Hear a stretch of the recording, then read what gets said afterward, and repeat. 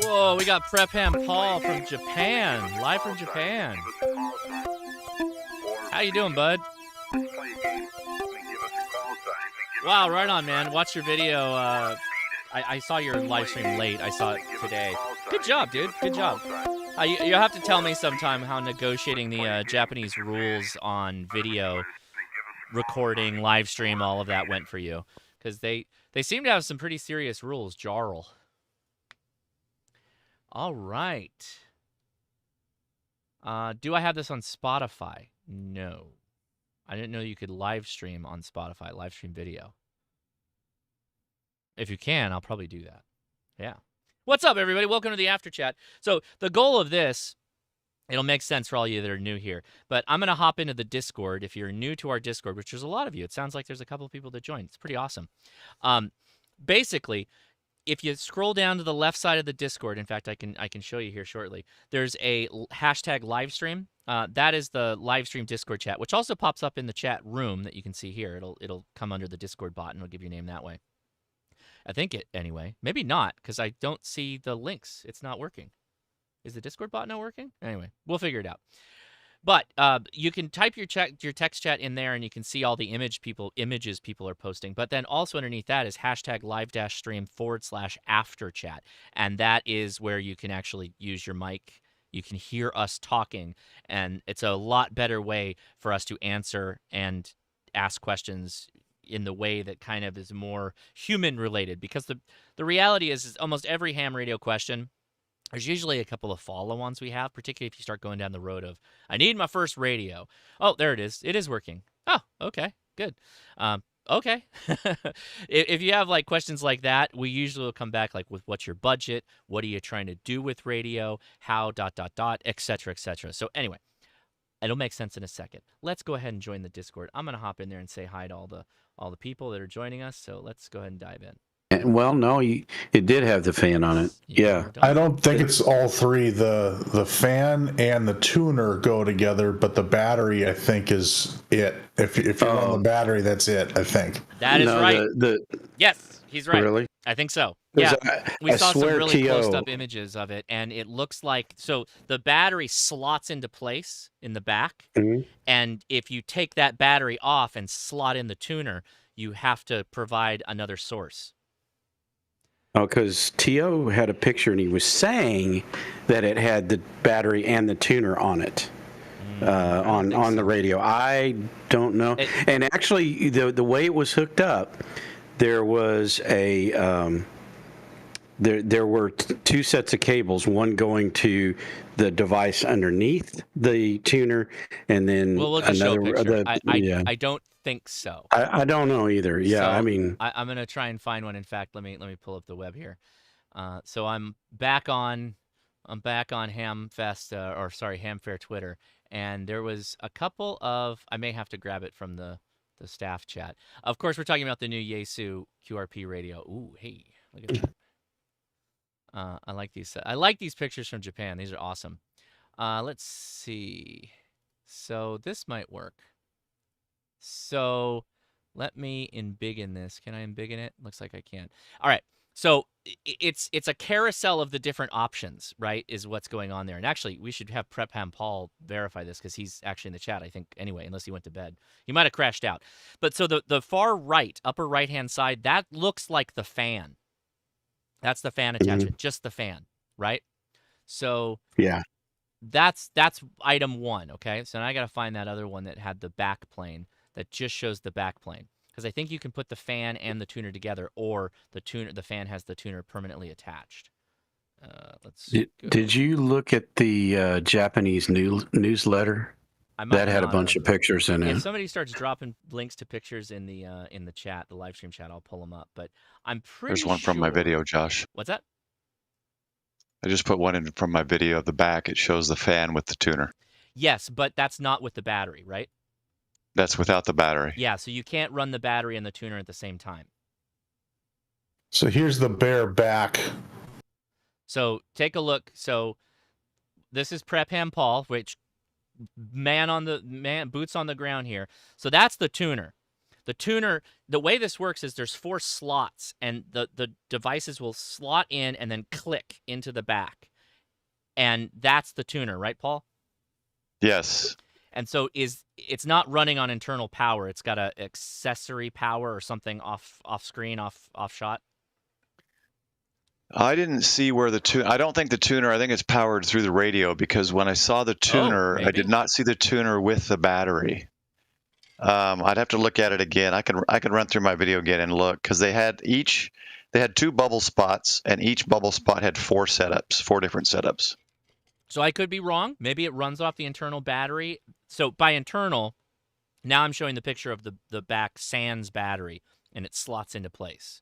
So if I'm wrong, that's fair. I'm sorry. We'll try and be as accurate as we can. Battery slots into place, and then do you think the tuner slaps on top of that? Is that what you think it's doing? I don't think it. I don't. I'll look at it real quick, but I don't recall seeing the tuner on top of the battery. I'm gonna have to look again. So it's a separate thing.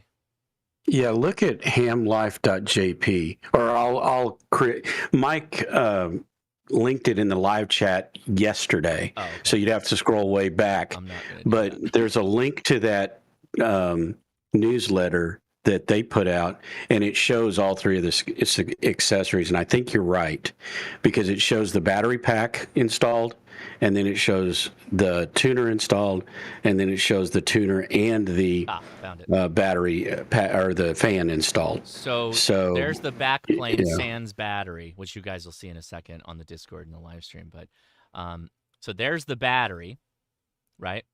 Battery pack installed. Oh, that's nice. It's in English. And then auto tuner installed. Now, I don't think that you. So look at the size of the tuner, and then look at the size of the battery. The tuner's not riding on top of that. So then cooling fan and auto tuner installed. So I don't think those are using the internal battery. I think they're their own things. I think. Again. Yeah, I think you're right. Because if you look at the battery pack installed, look at the battery pack. It's there. There's nothing that you could put on top of it. Right. There's no mounting clips. Yeah, right. Exactly.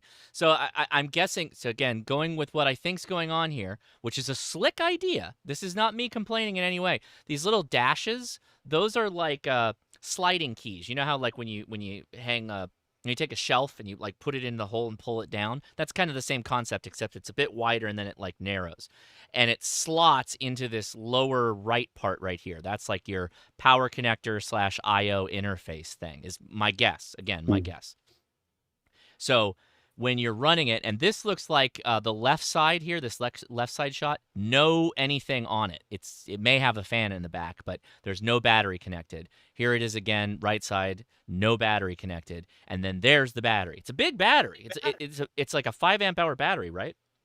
Comment. Go ahead, comment. Yeah, well, looking at the one with the tuner on, you'll see that they've got a cable coming out of one of the DIN sockets. Yes. That's powering the tuner. Right, but the radio also has its own DC connection too. Look, but also it has an internal battery. So it has an internal battery, and then there's an external battery. Oh, okay. Yeah. So there you There's go. There's an optional battery. Yeah. I wonder how fast. I wonder how big is the internal battery. Yeah, they never said. Let me grab my brochure. Well, thank you, Prep Ham. So, okay, there's an internal battery, and then that internal battery can run the tuner after you use the little jumper there.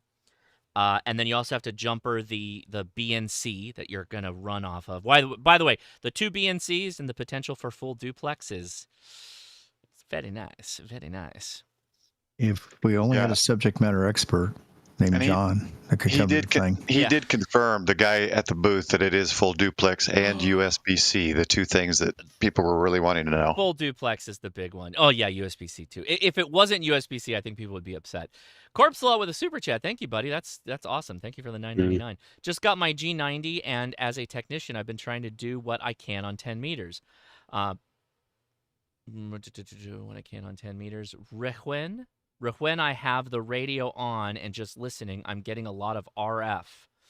I can hear on my HT on 442. What do you think?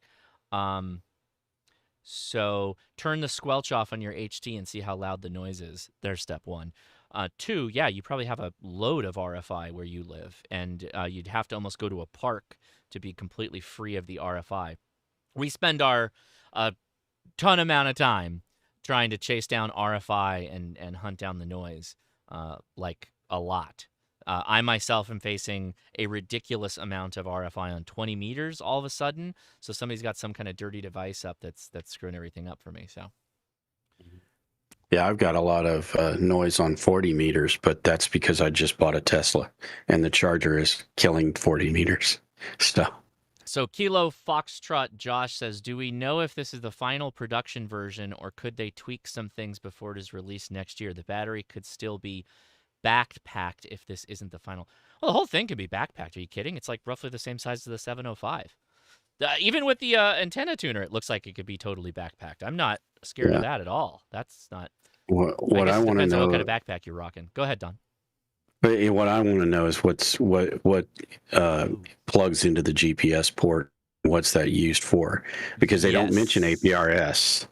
And I don't believe plugging in like that is going to give you a steady signal or a frequency lock, if you will, because that usually requires a 1 PPS, and a 1 PPS doesn't come in on a serial like that. I thought we got confirmed APRS on this thing. We'll have to. Yes, APRS and Wires X and Internet connection. Yeah, all are confirmed. And so, Paul, does it not have internal GPS, Paul?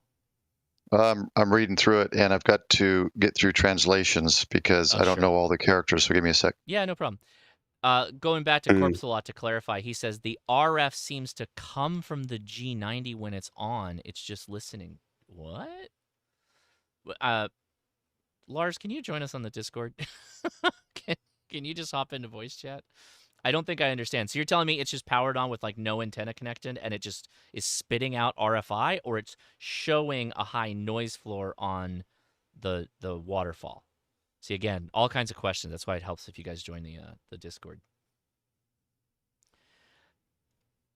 Question: do you think folks will sell their 705 and KX3 too for the new Yaesu? Just merely because it's the newest thing? Yeah, people will sell. I mean, people chase the newest thing all the time. So yeah, of course, people will do that. I mean, I like both my 705 and my KX2, and I often backpack with my KX2. This radio looks good though. I gotta say, Yaesu did it. Full duplex is pretty awesome. I'm really excited about that, and I think it's going to make a lot of people really happy. So, yeah. So the tuner is a backpack. The tuner is a backpack. And where is the Bluetooth and the Wi-Fi? I don't really care for that myself, but something I've never used on the 705. However, it is something that's not there on the Yaesu. I like the VC3 ICOM Bluetooth dongle, and I use that. That's when I use Bluetooth the most, is that little dongle. It's great. The only thing on this that talks about internet says internet communication wired compatible, so I don't see anything that says Wi-Fi. Wired compatible? It says internet communication wired compatible, which in my translation thought is it's. If you look on the side panel again above the USB, did it show a CAT port? Yeah, or no? But it's for the mic, and that's not a traditional CAT cable. That's RJ11. Yeah, okay. Corpse slot here, N3LRZ. And there are 5 configurations with the 3 parts. There is the battery pack on the radio. There's the battery pack and antenna tuner on the radio, just the tuner, just the cooling fan, and then the cooling fan and tuner. Those are the configurations they show. So it does show lithium-ion battery pack and antenna tuner. Yeah, and any mention of the GPS port on the side and what that's used for. Okay, give me a sec. So I'm curious then. So there's a battery pack in the tuner, or it's just using the internal battery pack? That's the curiosity we may not know for a little while. Oh, well, yeah. Looking at that image, it's just the internal battery pack. It is not the extra battery pack. Yeah. Yeah, there's a cable that comes from the battery or from the tuner port into it, and that's probably where the power is coming from. It says compatible with the ATAS 25. That's not the 120. So yeah. And can you do all those at the same time? EAC likes to keep you guessing. Do all of what at the same time? All those extra pieces that you can plug in. No, he's saying that there's specific configurations. I think we're seeing most of them right here. You see how it's there's a fan. So the one at the bottom is the fan and the tuner, and then the one above it is the auto tuner, and then just the battery pack is above that. And I don't think they can combo up. Yeah, it doesn't. You can't do the external battery and tuner. That looks like the thing you cannot do. Yeah, those two next to each other. Yeah, there are ports on the side of the battery pack. I wonder if there's an internal fan on the battery pack. There are ports on the side. Yeah, see it just above the I see what you're saying, the little vents. Oh, maybe. Yep. Yeah, because it doesn't show the fan and battery, so you may be right. There may be some kind of vent on it. Liminal. Why not just put it inside the radio? Well, then it'll be bigger, and then some people won't buy it, right? So now you've got options. I like I've always liked the idea of having options like this that kind of more firmly connect to the radio. So it's a novel approach. This also hypothetically. So let me go back. Here's your standard connection. Now I'm just thinking about this. Here's your standard connection. Who's to say that that's all the accessories they're going to make? What we're seeing now. Why can't there be more accessories? Right. Well, the accessories do look better than that Russian radio that you had that had all the little wires going here and there. So, I mean, the integration's a whole lot better than just a whole bunch of military-grade wires. Are you talking about the 500, TX 500? 500, yeah. It's a lot better look than the 500. See, there's Woolly Redbeard is onto something. An accessory amp. Why don't you just slap this sucker in front of an amp? There's your head unit. Right. Why not? In your car. In your car. Why not? Mm-hmm. I mean, well, if you've got think of it as it's not a head unit. We know it's actually the whole radio. But if you have this modularity on the backside, why not? Right? Yep. And yeah, it's if they release the specs, you could have third parties producing stuff for it. I don't know if it's my caveman brain, but I like the idea of having like a modular box where I can buy like additions to attach to the box and make the box a bigger thing. I don't know. That's a weird idea. Component stereos were a big thing when I was growing up. On this, it's just a 2-page pamphlet they handed out. There is absolutely nothing even mentioning GPS capability. So, unfortunately, no information on that. So, Jeff, this is an interesting comment. I don't think I fully understand it. So, what I really want to know is if they'll have a non-QRP version, like the 817 had the 857 and the 897. You have the what is it? The one that just came out with the field. 710 field. Yeah, the 710 is that. The 710 is that. Right? So you have an option. It's sold for $750 at Huntsville through HRO. $750, right? Oh, 710H is HF only. I see what you're saying. I see. You want an all-in-one jobber. Okay. Well, now that who was it? Wooly was saying throw an amp on the back of that in that little slot. There you go. There's your. Well, there it is. You don't have the same look. It's going to make an amp for it. You don't have the same look, but you do. The 991A is still being sold. The 991. Oh, that's true. Okay, what was the other person? What'd you say? And those, I was just going to say, I guarantee somebody's going to make an amp for it, like they do with the TX500 and all that. Mhm. Yeah, absolutely. It's not, and those are just, look at the slots, right? It can't be that hard to interface. Yeah. Right? Well, yeah, the amp would probably cable from the tuner connection. Now, Those are whether some it's the easy same looking port out, slots. but Yeah. The sky's potentially the limit here, right? Absolutely. Yeah, why not? I prefer modular over like a just all built in, and at least Now- if something goes wrong, you can replace it. Now, the thing to keep in mind too is by going modular, it means if to scale it all up to the Voltron, to make the Megazord of radios, you're going to pay more than if you had just bought like, like a 991, for instance, right? Yeah, but you buy what you need. Yeah, buy It's a what you need. Japanese That's right, radio. Lars. I That's will right. Voltron all I want. I will Megazord all the things. That's right. So I'm dubbing this the Megazord radio. This is now the Megazord, right? So you can name the discrete components. This is I don't know, what's the one that they all come together? It's the Mammoth, right? Mastodon. So the body is the Mastodon. The tuner can be the or the battery can be the Lion, and then you can have Triceratops be the tuner, right? The Megazord Sure, radios. There it is. We got it. Start using it. Spread it around. All right. Okay.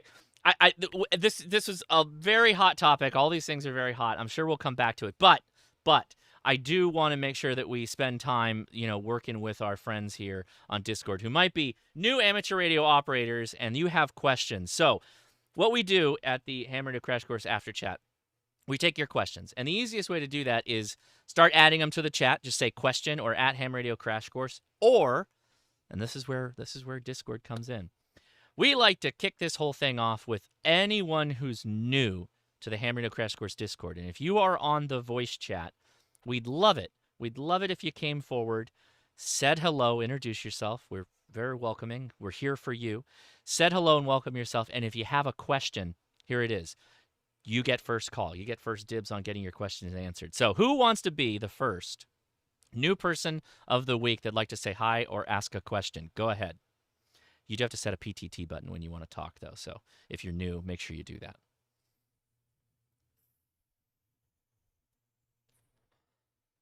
We'll come back for newcomers, but anybody here that's new for the first time on the Discord voice chat, like to say hi, go ahead and make sure you hold down that PTT, say hello, introduce yourself, and if you have a question, we'll take it. Go for it.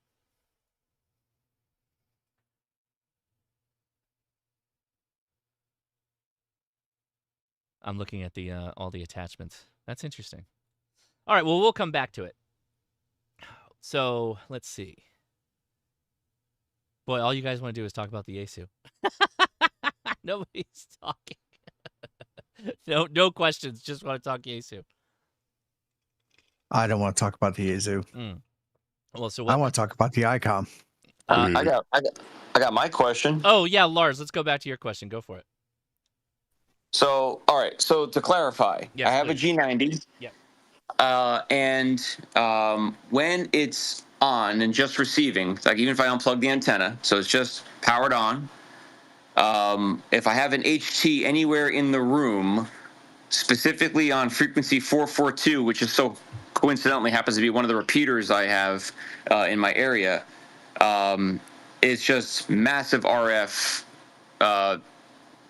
going through, and it activates the HT as if like I had someone was transmitting.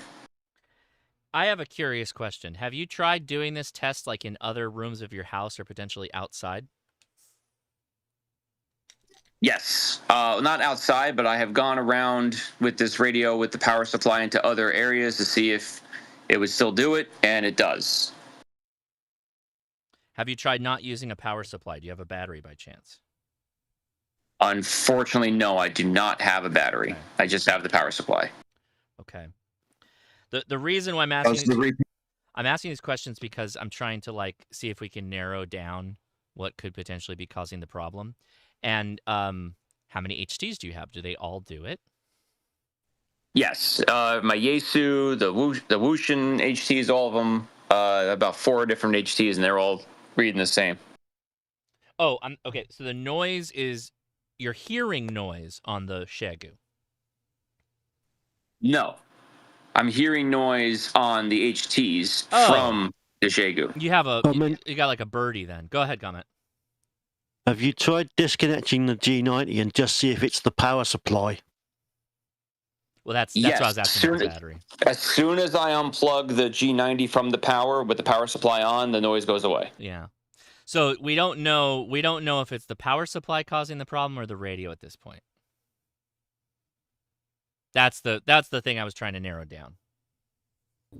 Yeah, because even if you've unplugged the power supply from the deal, it's not making power the same way it was. Right. If what you have kind, no what kind of power supply is it? It's what is it? I can't find. It's not a. Go ahead. What? Do you have anything else you can plug into that power supply, like to charge it or to run it? Yeah, I have. Well, I have a little cheap Chinese Anytone dual band, and it's already on it, and it runs, and I don't get the same noise. It's only when the G90's got power from that power supply that I get the noise. Buy a new power supply. Well, you heard what he said though. He's running another radio on that power supply, and it doesn't cause the problem. It's only when the G90's on. Do you have chokes of any kind? Ferrites? No. Okay. You might want to try throwing a ferrite on the power cord of the G90. And you don't by chance have a 12-volt battery either, do you? Yeah, he said no. I asked that. Get a cheap Miata. Yeah. Well, actually, what I could do is I do have some spare, because I know the G90 can run off of like a potato in terms of power. I do have a backup EcoFlow battery with like the standard, like I don't know what the official name of it is, the car charger port thing on it. Yeah, that would put up. You're not going to be transmitting. You're just going to run just turn the radio on. Yeah, that should do it. Yeah, I can plug it into that battery to see if I get the same noise, but I might try that because I do have one of those connectors, the car charger on a power poles connector, so I can just plug that into the radio and go with that and see what kind of noise I get. I'm curious. Yeah, I think the Another way out. I think the EcoFlow handles 3 amps DC direct. Yeah, that should be enough for receive on a G90. Yeah. And the only other thing would be even if they're not powered up, if the AC plugs come on because the internal, I forget the name, but anyway, that internal thing that's converting AC to DC, if that comes on, that can generate noise. Yeah, if you want to get real quick and dirty, everybody's mentioning use a car battery. You can just literally take a couple of alligator clips. And you don't even need to do that. Just take the bare wires and use the power leads of your battery and just turn it on and see if just hold the radio next to it and do it that way. Right. Yeah. Okay. It could be the power supply. I mean, I don't think it is the power supply. I think it's the G90. Because, again, you already have a load going into the power supply being your other radio. So I think, again, this is where I'm going. My hypothesis is leading me towards there's potentially a birdie that the G90 is creating. What frequency? Hey, Josh, one other thought. Almost everybody that has a G90 has one of those third-party accessory fan kits. You don't have one of those connected, do you? No, it's just the G90. There's another comment. Go ahead, comment. And what was the frequency you were having issues with? 442. 442. I remember it because one of my favorite muscle cars, the 442. Comment. Go ahead, comment. Is that an Oldsmobile? Yeah. Okay. Does the 442 repeater that you're listening to, by chance, does it use a PL tone? And if so, does it have CTCSS out? Put the CTCSS on your receiver on your 2-meter regular handhelds and stuff, and you won't have that problem. Well, I can filter it out with the squelch tone. I get that. And yeah, that's fine. I was just more curious about why I was getting all the RF in general. Like, I can squelch it out so that it doesn't bother me, but it's still but it's still there. And I was just wondering why it was there. That's all. So Liminal has a good question. How close does the radio start picking up the noise? The HT. Within like 15 feet. Oh, that's a lot. Okay, I thought it was just sitting next to it. It was kicking it off. That is a lot. Well, let's do that power test. Can you? Is that something you can go off and try, and then come back and let us know? I can certainly try. Okay. Let me see what I can dig up. I have, like I said, a bunch of wires sitting around here. I can dig something up and hook it up to the battery and see what I can get. You go digging, buddy. I'm going to go digging. All right. Thank you. Appreciate it. We'll be here. I'll get back to you. We'll be here. Yeah, Jody has a suggestion in the live stream chat. Let's see. Jody's suggestion is a good one. That's always a way to go. Yeah, I've got a load of construction going on like down the street, and I'm wondering if all my RFI is some kind of crazy machinery they're running. But yeah, so that, Chris, that seems to be, and yeah, birdies might be the wrong term, but the radio potentially is creating this interference, which for those that don't remember, Lars, who was just talking, is the individual I interviewed about the comment on the FCC doing, knocking on doors when they find interference. His story was when, before he was a radio amateur, he had a TV amplifier, TV signal amplifier. And he didn't know, because the company didn't tell him, the cable company, that they had just finished putting an amplifier out on the pole outside his house. So the cable's coming into his house, and then from the basement of his home, he had another amplifier. And that started generating all kinds of interference on aeronautic frequencies. So the FCC came to the house, and they did ask him a lot of questions. You can go watch that video. He wasn't a ham at the time, and they will ask to inspect things, regardless of you having a license or not. They don't care. Let me tell you, particularly if it's about planes. All right. Well, let's take another crack. We got well, there's some faces in here I haven't seen before. So is there anybody here in the Discord after chat that first time that would like to say hi, introduce themselves? We love to welcome new hams and new people to the Discord. And this is your priority chance to get your questions in first before we go crazy and start going off on 1,000 different topics. So go ahead. Anybody, newcomers, go ahead. Wow. This is a first. Nobody? This is a first where we don't have any newcomers. I don't know how long it's been. There's definitely some newcomers in the chat, I feel like. Yeah. I'm new. I just don't have a question yet. Oh, well, you could have introduced yourself. That counts too. What's your name? Hey there, I'm Turner, KF0NFW, and yeah, first time catching y'all live. Nice. Well, appreciate you coming out. So what is that? Not for work, not safe for work is the letter you couldn't get in there. You almost did, but that's a good call sign. Thanks for joining us, man. Yeah, it's pretty funny. It's a fun one to get. So yeah, thanks. So Mike NAYO with sage-like information. If noise exists and a Shegu is involved, then Shegu caused the noise. Transitive property of Chinesium radios. That's pretty funny.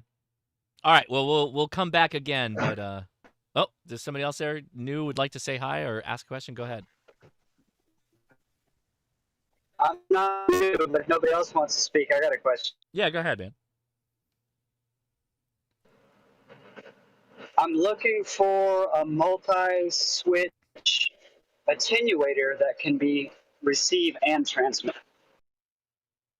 A multi-switch attenuator that can be receive and transmit. Multi-switch is in different levels of attenuation? Yeah, correct.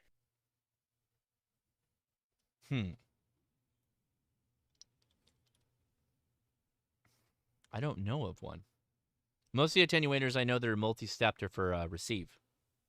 Comment? Go ahead, Mike.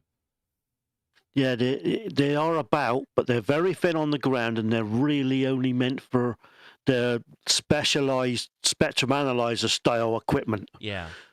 So, yeah, you probably can find one, but how much you're going to find it for and whether you can readily go and get it is another story.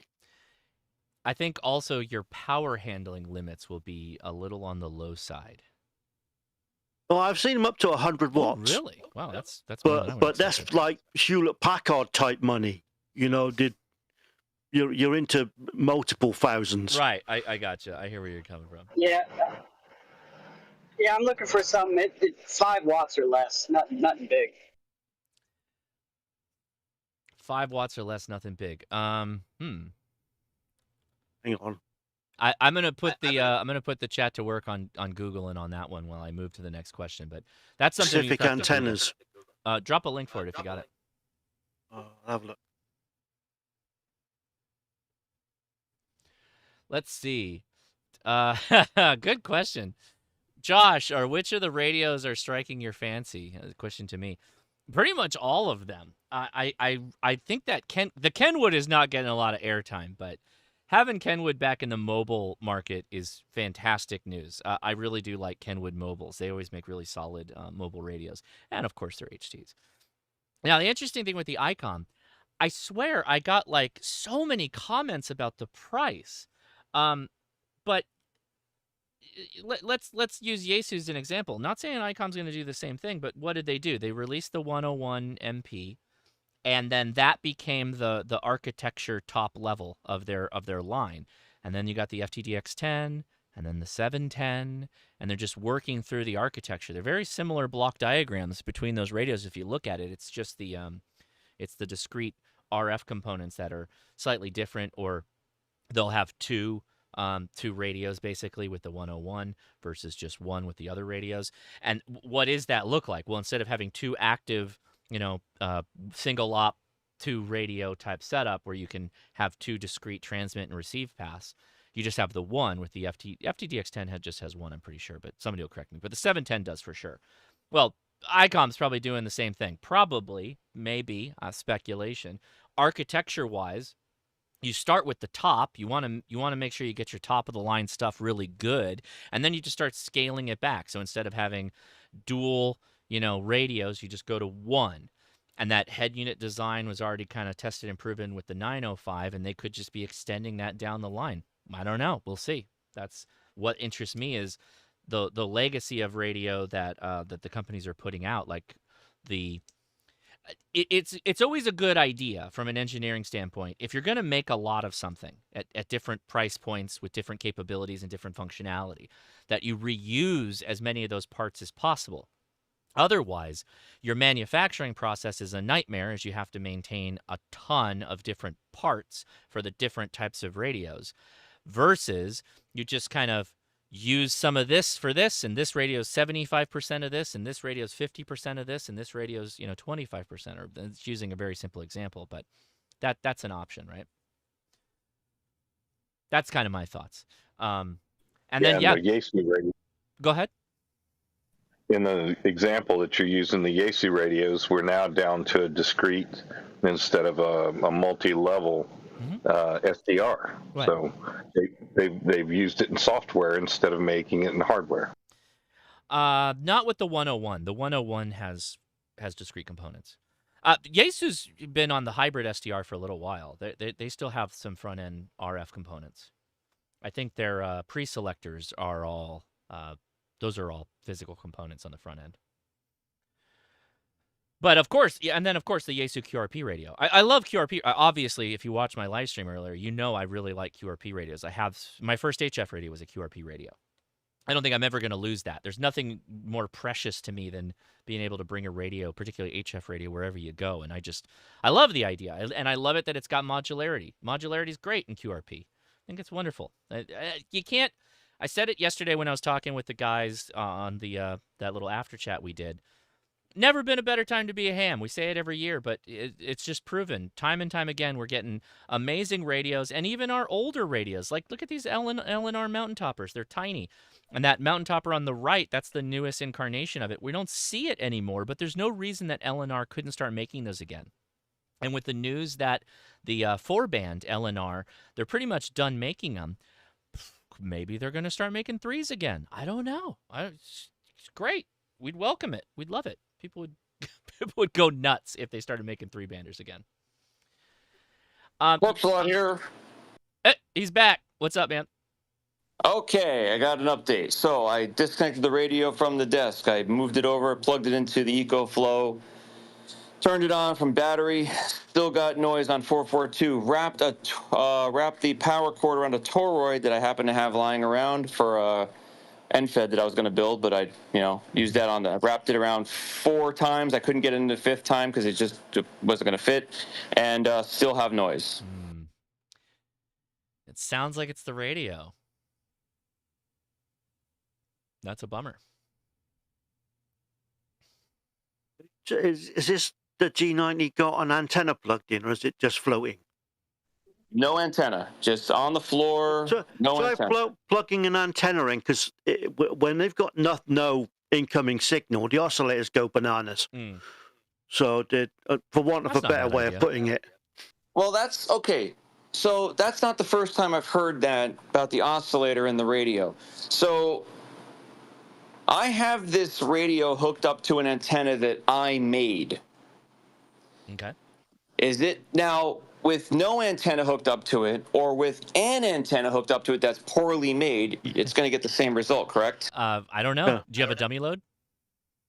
Unfortunately, I do not have a dummy load. But with the antenna plugged in, it still makes the noise, is what you're saying, regardless of the type. Right. But again, the antenna, quote unquote, is it's a homebrew. It's not the greatest looking thing in the world, but it's mine, and I made it. And I take ownership. Dumb question. Is the EcoFlow plugged in, or are you purely running on the battery?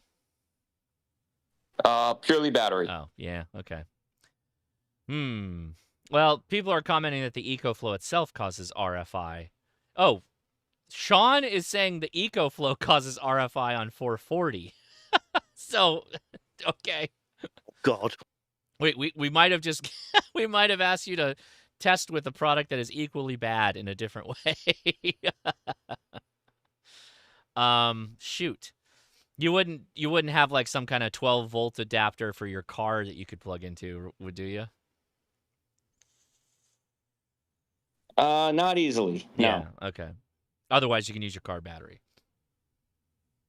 Have we established what handheld he has? Yeah, he said he has a Yaesu, and what else you got? A Radioddity or something like that? No, I got 2 Wushins. I got the Yaesu, and the Yaesu FT5DR is the one that I first noticed it on. So yeah, that's kind of a funny question too.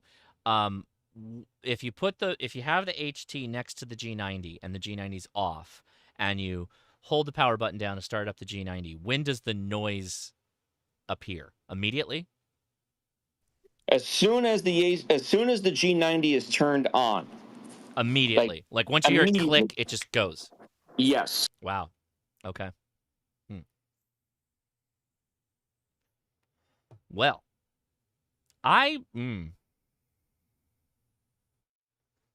that's odd. I don't think I've experienced noise like that. No, it's not a main breaker. The radio seems to be creating the noise when connected to. Now he's tried 2 power sources, a battery and a power supply. Bad G90 is kind of the way I'm looking now. Lars, you mentioned you don't have a dummy load. Do you have a power meter that can go out like in between the antenna and the radio? Not for HF. I don't. Okay.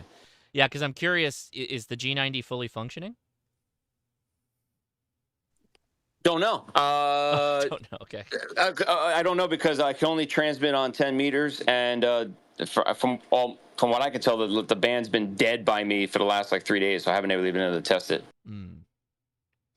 And then, how strong is that signal on the HT? Is it pretty strong? The Yaesu will have a power meter. It's like an S9. Oh, jeez. So squelching is not really a good option. Yes, you could squelch it out, but then you won't hear anything. What about the power level of the actual G90 itself? Have you cranked down the power to 10%? Oh, that's yeah. I cranked it all the way down as low as it go, and it doesn't seem like that's affecting it. It seems like the oscillator that was mentioned earlier seems to be because I had asked some local hams the same question, and they were like, it sounds like the oscillator, but if that has something to do with the antenna, it could be the lack of antenna and or crappy antenna. I don't think crappy antenna is the issue. I think your antenna is probably fine. In the case for this test, it's probably fine. It may have other issues related to resonance, but yeah. I mean, they say a light bulb can be a dummy load, so. Well, I'm well within my return policy, so I can absolutely just send it back and get another one and see if the new one is any less problematic. Yeah, there are a lot of people talking about ground. He's not even connected to a ground. I'm not saying you don't need a ground, but I'm saying that it's just sitting there. It's not doing anything. It's not transmitting. It's on, and it's causing this on his HT to blow up. Yeah, and from far away. I mean, again, it's not like it's like if I put the HT right sitting on top of the radio. Yeah, okay, fine. Yeah. I'm talking like in the next room. It's still. Yeah.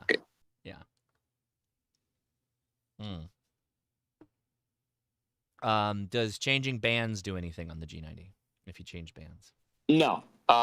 Anything from 10 all the way down. It doesn't make a difference.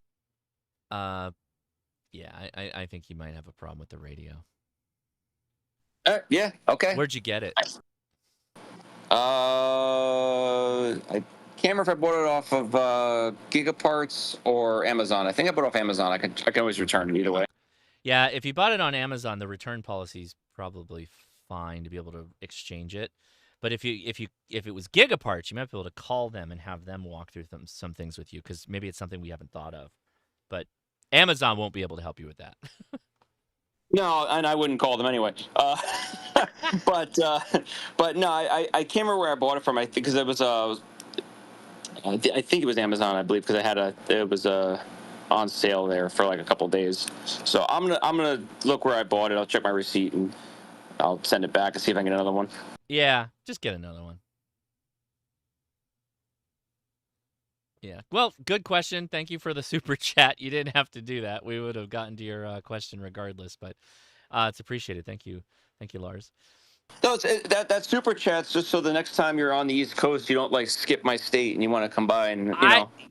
Yeah. If I'm alone, if I'm like traveling by myself, I'm a lot more able to do that. But when I'm on Leia's time, I'm on Leia's time. You know how that goes, man. Okay. Yeah, I know. I got it. When you're alone, you travel with COVID, and we don't really want to talk to you. That's it. That's right. When I'm alone, I get COVID, and then I drive home. That's what I do. Those are my options. You need to come through Oklahoma next time, and when you come home like that. Why is that? Because I live in Oklahoma. Oh, I gotcha. I could at least wave at you.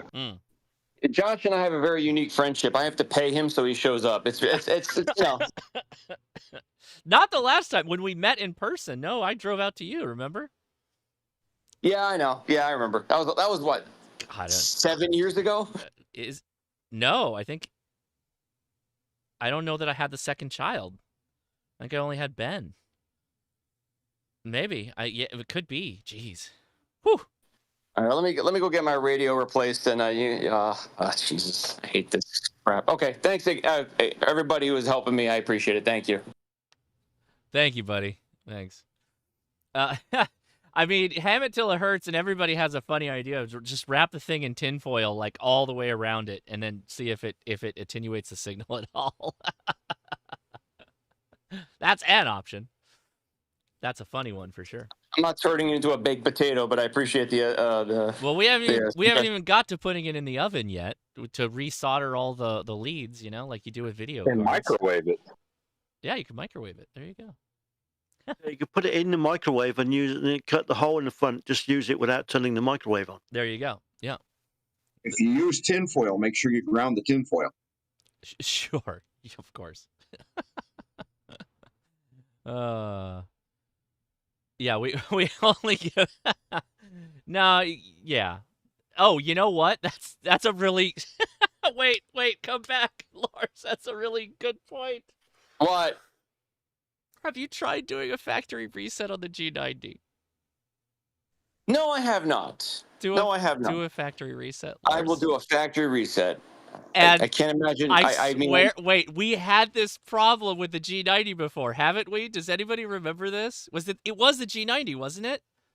And they had some really Yes, it was funky. 3 weeks ago before you went on vacation into the Hamfest. We had some really messed up. No, I think it was even older than that, but probably multiple times we've had the problem. Try to do a factory reset and see if it goes away. That would be ridiculous. All right, let me set everything back up. I'll do a factory reset, and I'll let you know. Yeah, come back. I'll do it. and then we're gonna say now upgrade the firmware. Now I distinctly remember that. God, I got something in my eye. Where we had some really bizarre behavior with the G90, and they were like, "Oh wait, do a factory reset," and they did it, and it went away. Oh Lord, we've gotten some weird ones before. Yeah, I forgot the factory reset. Well, multiple people. Usually, people hold me accountable, but yeah. All right.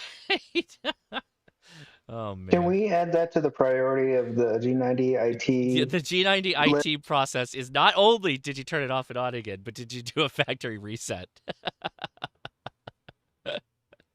Yeah, and then a firmware update. Man, golly. That was a while ago. That really was. He bought it recently, though, so I'm hoping that the firmware is relatively up to snuff, but who knows how long it's sitting on an Amazon shelf somewhere. Can we do a poll? Yeah, let me see if I can do a poll real fast. We're going to do a poll for Will. Hold on. How do I do this? I know how to do the things. Here we go.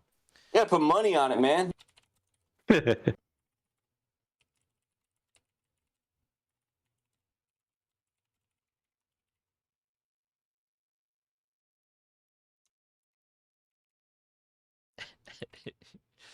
And yes, there we go.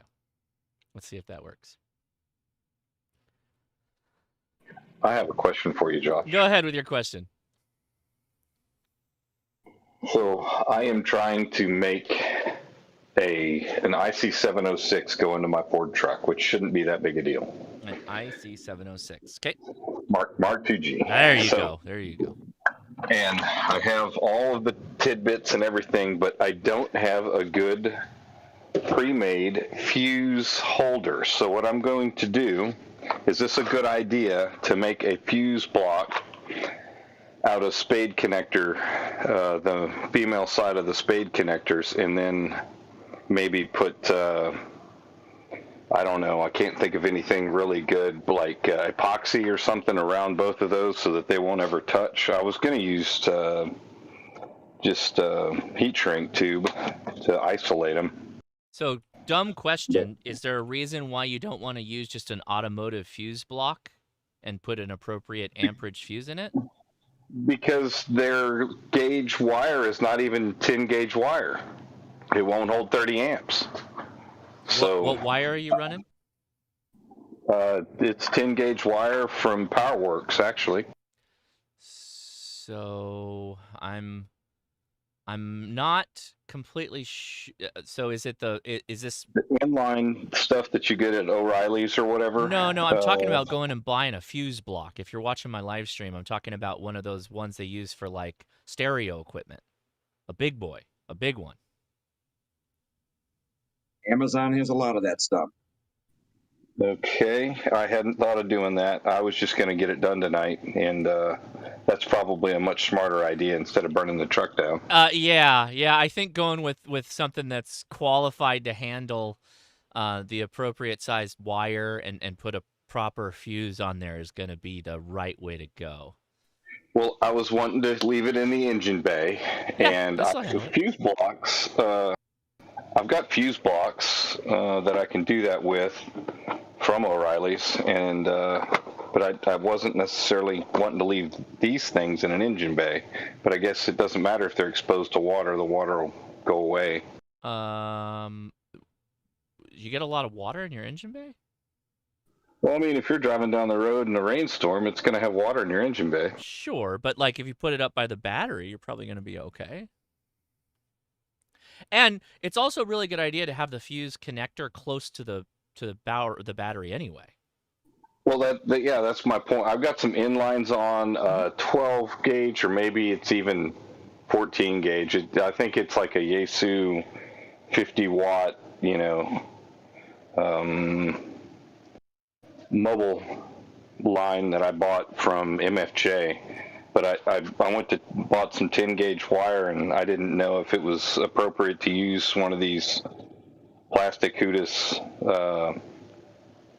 or not. Yeah, so there's also inline fuse blocks. Who was that said that? Jeff, you got it. Well, all the ones that are at the store are subpar. There's no way these will hold 30 amps on a radio when you're transmitting. So Amazon it. That's what I'm saying. They have them on Amazon. I'm looking at a whole list of 10 gauge fuse blocks, single line fuse blocks. And I'll drop a link, and I will go find and get 2 of those. The only downside is it looks like these are. Let me pull these up. Is this just like loose ends? See, they don't show me the ends. I need to see the ends. You may have to splice them in. I can handle that. That's no big deal. Yeah, that's exactly what they did. They spliced them. Yeah, okay. I'll drop you a link for. This seemed like the appropriate moment to ask that question, you know? Yeah. There you go. There's your Amazon linky. Thanks, sir. Fuse for car audio. Yeah, that's what I used for my truck. I've got a fuse block that takes big honking wires, and we've got everything plumbed to that. It's right next to the battery. It's pretty good to go. I like it. Let's see. Renogy has another one. Yeah, that's a good one too. Renogy's a good one. That'll take 30 amps. No problem. I'll drop the shorty link on that one. I got it. Yeah, the most recent link that I just dropped is going to be the 30 amp one. The 30 amp one with the big flat connectors are good too. Hey, Jordan sent a super chat. Just wanted to say thanks, Josh, for inspiring me to get my general and all of the knowledge that you have shared. And a huge thank you to the HRCC VE team as well. KM0PAR. Right on, man. Well, congratulations. And yeah, shout out to the HRCC VE team. By the way, if you join the Discord, if you go to testing questions, there's a chat there called testing questions. In fact, I can just show you. Go to testing questions, right? I passed it. There it is, right here. And you click on it. That you just go in there and say, hey, I'm interested in taking a test. And they'll help you get set up and potentially get your license in as matter as a couple of hours. Can't guarantee that, but sometimes it's happened. So check that out. All right. Okay. Let's take another pass. Who's here for the first time that would like to say hi or ask a question? Go ahead.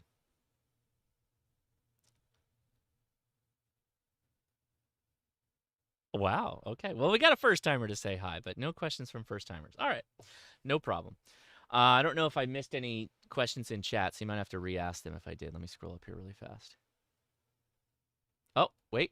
There we go. Found one. Don. Hey, Don. What's up, man?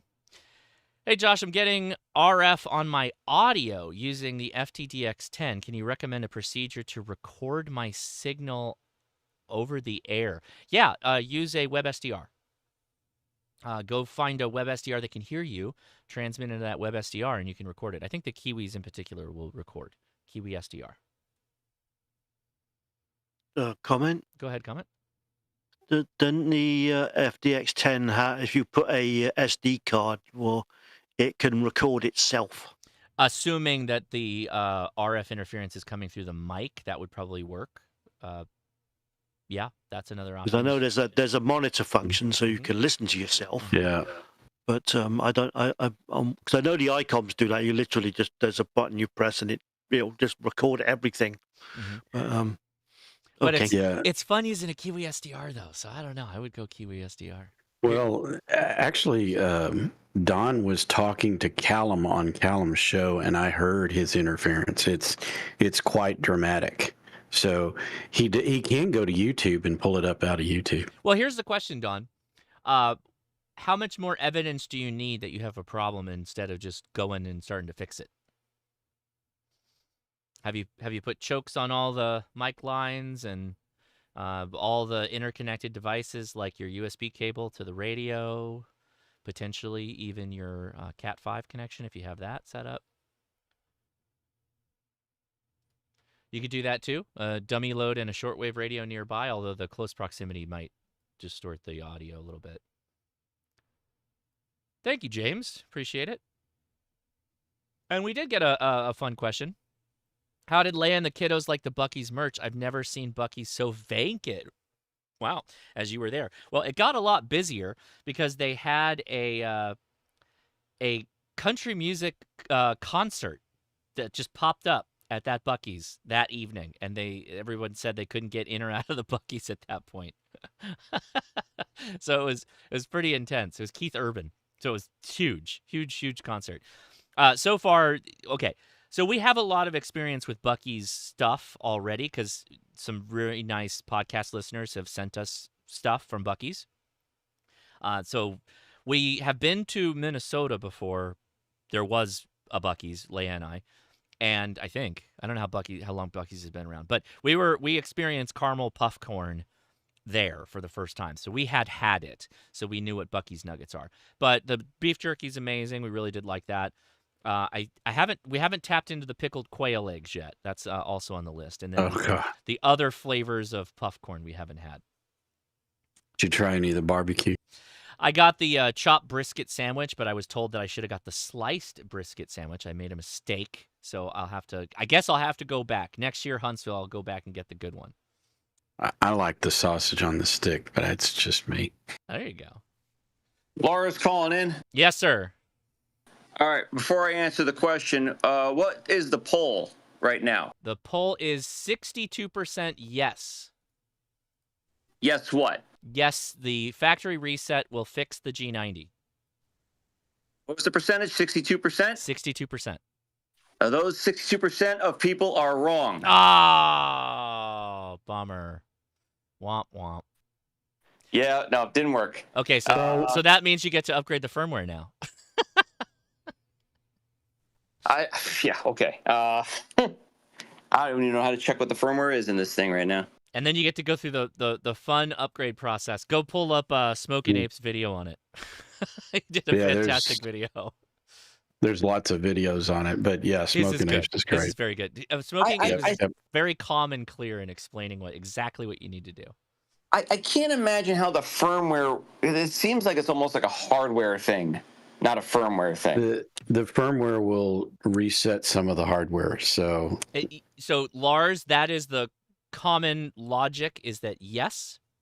That's exactly what I feel. But we have had really screwy problems with the G90 solve themselves with a reset. So the reset didn't work. You can try the firmware, or you can just throw it in a box and let Amazon deal with it. The trials and tribulations of a ham on a budget. Okay, let me see what I can do. So Chris Robinson, I agree that there is no reason for it to have worked. I agree with you, except for, I don't even know how months ago it was. We had somebody with a similar problem, not the same problem, a similar problem with some kind of noise issue with bands and all that stuff. And they did a factory reset and fixed it. So I don't know. I don't know what to tell you. But yes, all things that you're saying logically to me also would be bad radio. Yeah, and there's I was doing some research on it while we were talking, and I ran across 2 or 3 Reddit posts saying the same thing. They had reset their radios and corrected problems, several problems. It's just so ridiculous. Yep. Yeah, Sean, exactly. No reason for it to have worked. G90 stuff. Yep. Yeah, I mean, in IT, we always say, have you turned it off and back on again? Eric Richards, are you sure the power supply isn't the issue? Yes, because he has another radio on the power supply, only that radio not causing a problem, and he's tested it with a battery with no power stuff going on. And while the battery, it's an EcoFlow, which has problems, but likely, yeah, that's statistically less likely. Ken has a question that, boy, it's a question we love to answer. Where's Mike? Is Ham Radio Tube here? He is not. What battery would you recommend on a budget? See, you said the thing. You said the word. There's one unending rule here is you can say on a budget, but then we're always going to come back and say, what's the budget? Because your budget varies from everybody else's budget. So how much dollars, folding dollars, do you want to spend on this battery?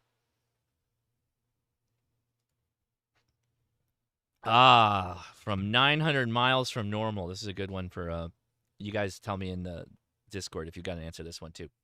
Has anyone ever used their ham to eavesdrop on local business walkie-talkie conversations? I used mine at Walmart a couple of times. So 900 miles from normal. The answer is likely no, because amateur radios generally, we'll get to that. A lot of them are ham radio frequencies only.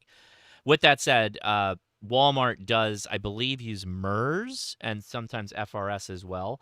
And those frequencies have radios that you can use and you can listen to them because they're using an open radio service.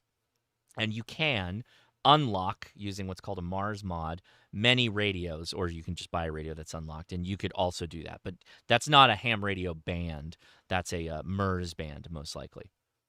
Multi-use radio service is what MERS stands for.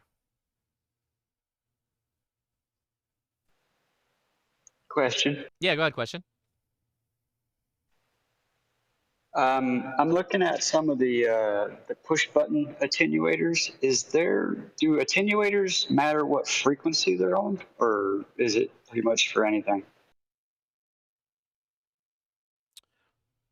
I don't know that I've ever seen an attenuator list a frequency, but I'm assuming at a certain point, at certain high frequencies, there would be. But yeah, we have at work, we have 3.5 gigahertz attenuators, 6 gigahertz attenuators.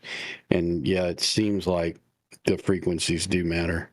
But if you get one for HF, I think it covers a lot of HF. I'm looking for one for 70 centimeters.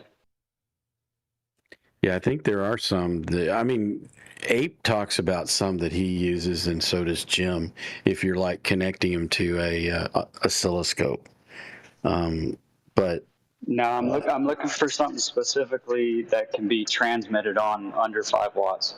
Oh. Transmitted on meaning on what? An attenuator? That's exactly what Ape and Jim do. Also the last question too, but go ahead, comment. Me and Jody posted a couple earlier on in the chat. Jody's one would be the more suitable one since that's rated up to 6 gigs. But the QRP guys' ones are really only for like HF because the PCB start to become an issue above VHF. So yeah, I was looking. So really, if you want to go up to UHF, you really want like the one Jody posted, and it's going to cost. Let's say this one says 157 Canadian dollars. So you're into that sort of territory once you step outside of HF and VHF. So yeah, I was looking at the one Jody sent, and it only shows 6 gigahertz. I don't see a range of any type. No, it's DC up to 6 gigahertz.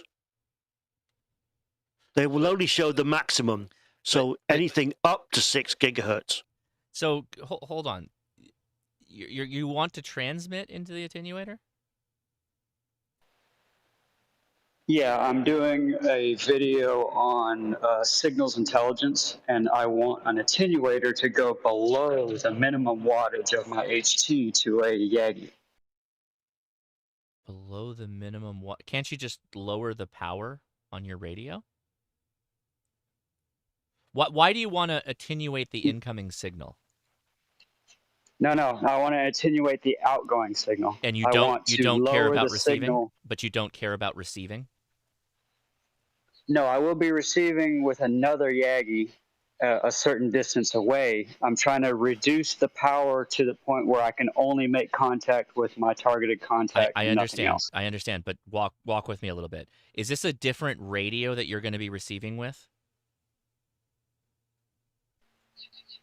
No, it's a different radio on a different antenna.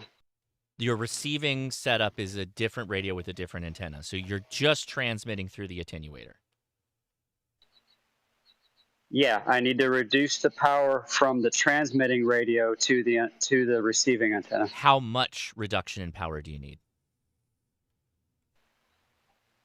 Less than whatever the lowest setting on the Baofeng UV5R is. Oh, okay. Okay. So then, yeah, you need an attenuator. Okay, if it's just for transmit, then the sky's the limit. You go with a,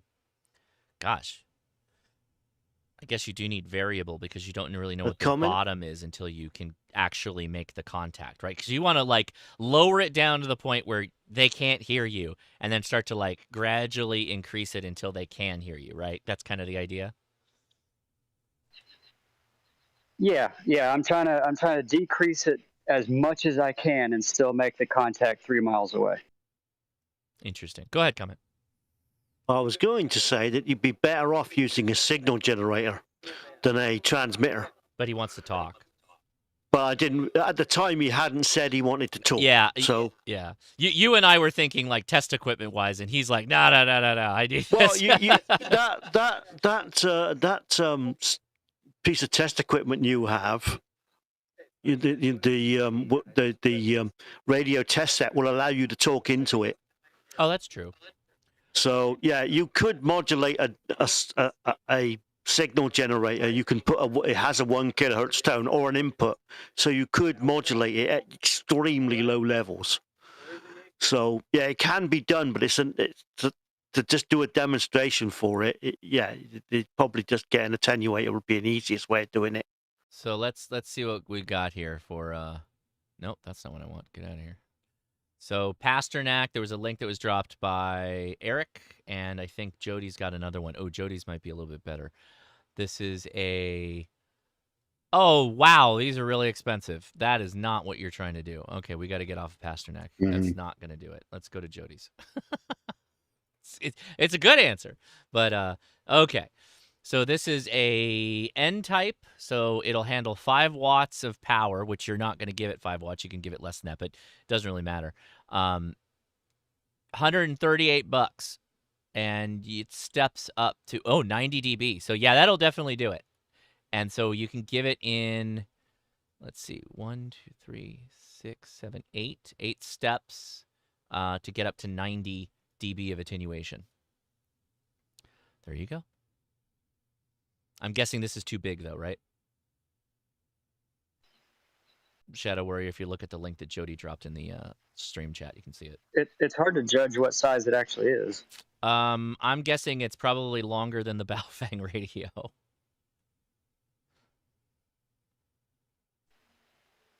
As long as it's something that's equivalent to the size of the radio, that's fine. Because I'm swinging a 70 centimeter Yagi around. It's a 4-element. So. Yeah.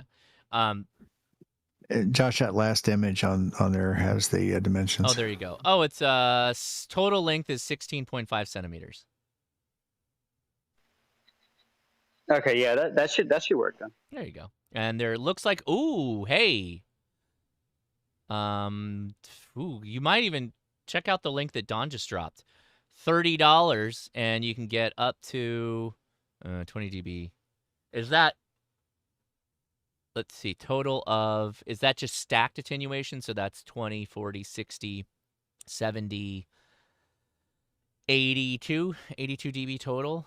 And let's see, what's the frequency range? Yeah, that's up to 250 megahertz. Oh, that's not going to work. He wants up to... Oh, he wants the 440? Yeah. Okay. Yeah, I didn't hear that. Okay. But there may be one that goes higher than that on eBay. Yeah, because I want to try to stay within the 70 centimeter because that's a decently small Yagi. I don't want to get too big. Yeah, I hear you. I hear what you're trying to do. I like what you're throwing down. I don't exactly know. I understand why. You want the contact and you don't want other people to hear it. I get that.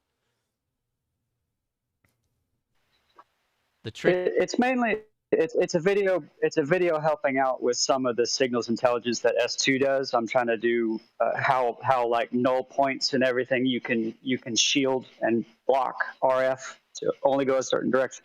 Oh, interesting. Okay, cool. That you might have. So the Amazon one's like no joke going to be the solution. I think that'll do it. That'll do it. And it's probably a little overkill though. Yeah, because you could. What's cool about this though? So if you're looking at go back to the Amazon one. What's cool about this is you can drop 60 dB in 3 clicks of that thing just by engaging the attenuator, and then you can fine tune it down at the end. You're talking about the $138 job off of Amazon.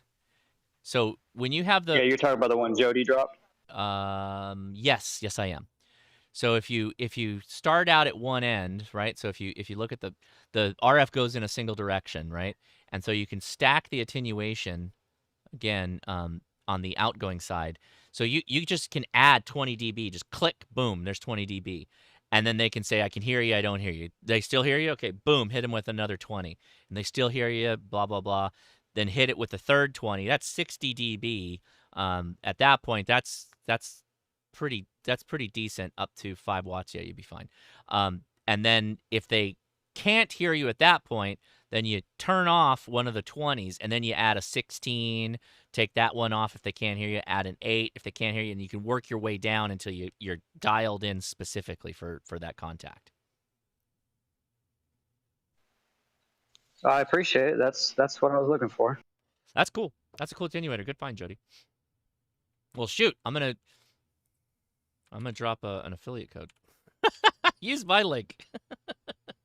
Won't cost you anything more. No, yes, I support the movement. Thanks, I appreciate it. That's appreciated. Thanks to Jody too for finding it. I mean, that's another option. That's the poor man's option. Is you can just add longer and longer lengths of coax until the losses via coax loss are so great that you're barely putting any signal out on UHF on 470 centimeters. That's another option. But I don't know. At some point, the coax is going to be so damn long that you should have just got the attenuator. Right? Oh yeah, that's a bundle of coax and a half. Right. I mean, I don't know how long. Go find your lossiest piece of coax and then do it. I've got some Tandy coax in the garage. Yeah, there you go, buddy. Hey, that stuff was always good. I know it kind of diminuates the joke. That's funny. Oh, I missed a super chat from Larry Thompson. Thank you, buddy. Appreciate the super chat. Thanks so much for supporting the channel. That's amazing. That's a good one. That's good. Oh, so hey, that's a great thing, guys. Hey, if you use any one of my links and then buy something else, it still works. It works the same. I'm not saying to do that. Amazon gets mad if you do that, but I'm just telling you how the system works. It's just how it works. Where do you ask questions? Well, Dylan, you can ask it in the YouTube chat. Just type the word question somewhere in your question, or at Ham Radio Crash Course, or take the link in the video description and join us on the Discord, and you can hop on voice with us, because oftentimes voice is important. Okay, we got a budget back from, I think, the question that was asked earlier about the battery. We got totally sidetracked. $65 is, I think, the budget. Let me make sure I've got the right person with the question. A battery for $65. Where did that question go? What kind of frequencies you want to run on this thing? I think I didn't ask. See, this is why you got to join us on the chat. So which radio, and what are you trying to do with it? How long do you want it to run? How much power are you putting out? Those are all things that go along with the battery question. Did anybody catch that battery question?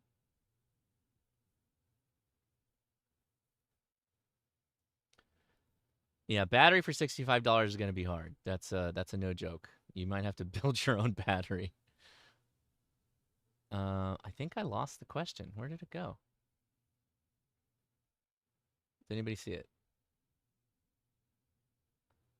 Ah, there you go. Yeah, too vague, unfortunately. So we need to know. Oh, it's a 22 meter, 70 centimeter in a go box. Ooh, okay. Hey, Eric, thank you for the super chat. He says, have a beer, Josh. Thank you. I've been cutting back on all that. I've just been doing my my water. Let's go up to Amazon here, and let's just pull. Okay, so go box. How long do you want to run for? How long are you going to try and run the radio? Because I'm going to show you something that's going to be a little bit eye-opening. But if I do Miyati, no, Miyati 12 volt apparently. All right, so here's not a bad one. So there you go, Miyati. This is a deep cycle. Oh, so it is not LiPo. says on it. Oh, it is. It is LifePo. It's a 16 amp, 12.8 volt. Okay, so that's $59. That's actually not that bad. That might work. That might work. I'm just gonna drop the link for that, but let me get your next answers. So let's see. Just a couple of hours. Oh, there you go. That'll do it. The one we just dropped. That should do it fine. The reason is, and let me show you this, guys, so you can do this on your own. Ham radio battery calculator, something like that. Yeah. So 4 States QRP group. I'll drop the link for this too, so you can do this mathematics at your home. So let's say we are going to do FM, and 50% duty cycle is fine. Radios receive current. I'm just gonna throw numbers out there. So, no, it's a LifePo battery. LifePo, not LiPo. LifePo is a lot more safe. So let's just put 1.5 amps on receive for a FM, VHF, UHF radio. What do we think the transmit is? If it's 50 watts, what's the? It's going to be about 10 amps on draw, maybe more, maybe less. And you want battery amp hour rating is, let's say, 12 amp hour.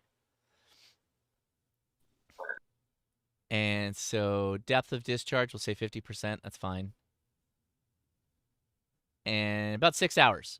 Expected battery duration in hours. Usable battery amp hours. It's saying 1 hour?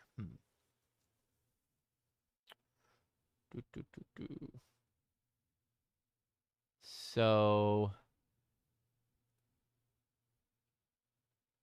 is that about right?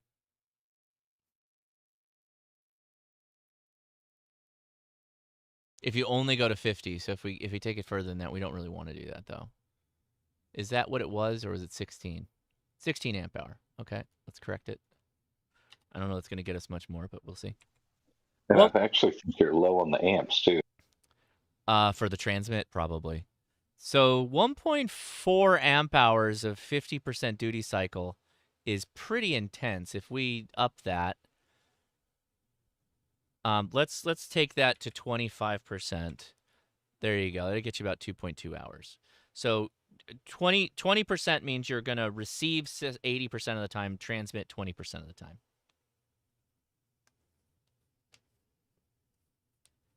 Does that make sense, what I just said? I should embiggen this a little bit, too. There you go. Cool. All right. Yeah, and there's a number of comments like, hey, you got to recommend an inline voltmeter. You need to add a solar charger. you need a charger for the battery, or if you're going to do solar, all that stuff is going to add a lot of cost too. So there you go, Ken. Good luck.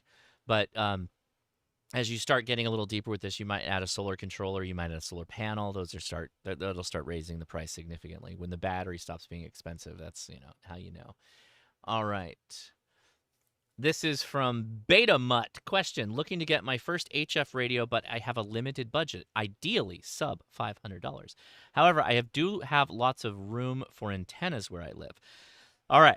See, these are questions where you gotta join us in the Discord. But $500 is just the radio. That's what you're saying. So you're gonna spend more money on a battery, a power supply, antenna, all that other stuff, right?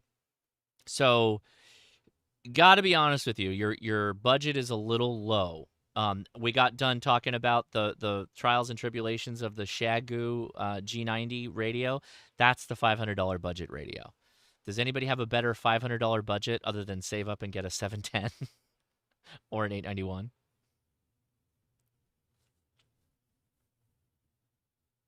Oh, we got quiet people in here today. What's going on, everybody? I missed one. Always go used. I missed one after chat, and everybody's like, "Are we still doing this?" Used is not bad.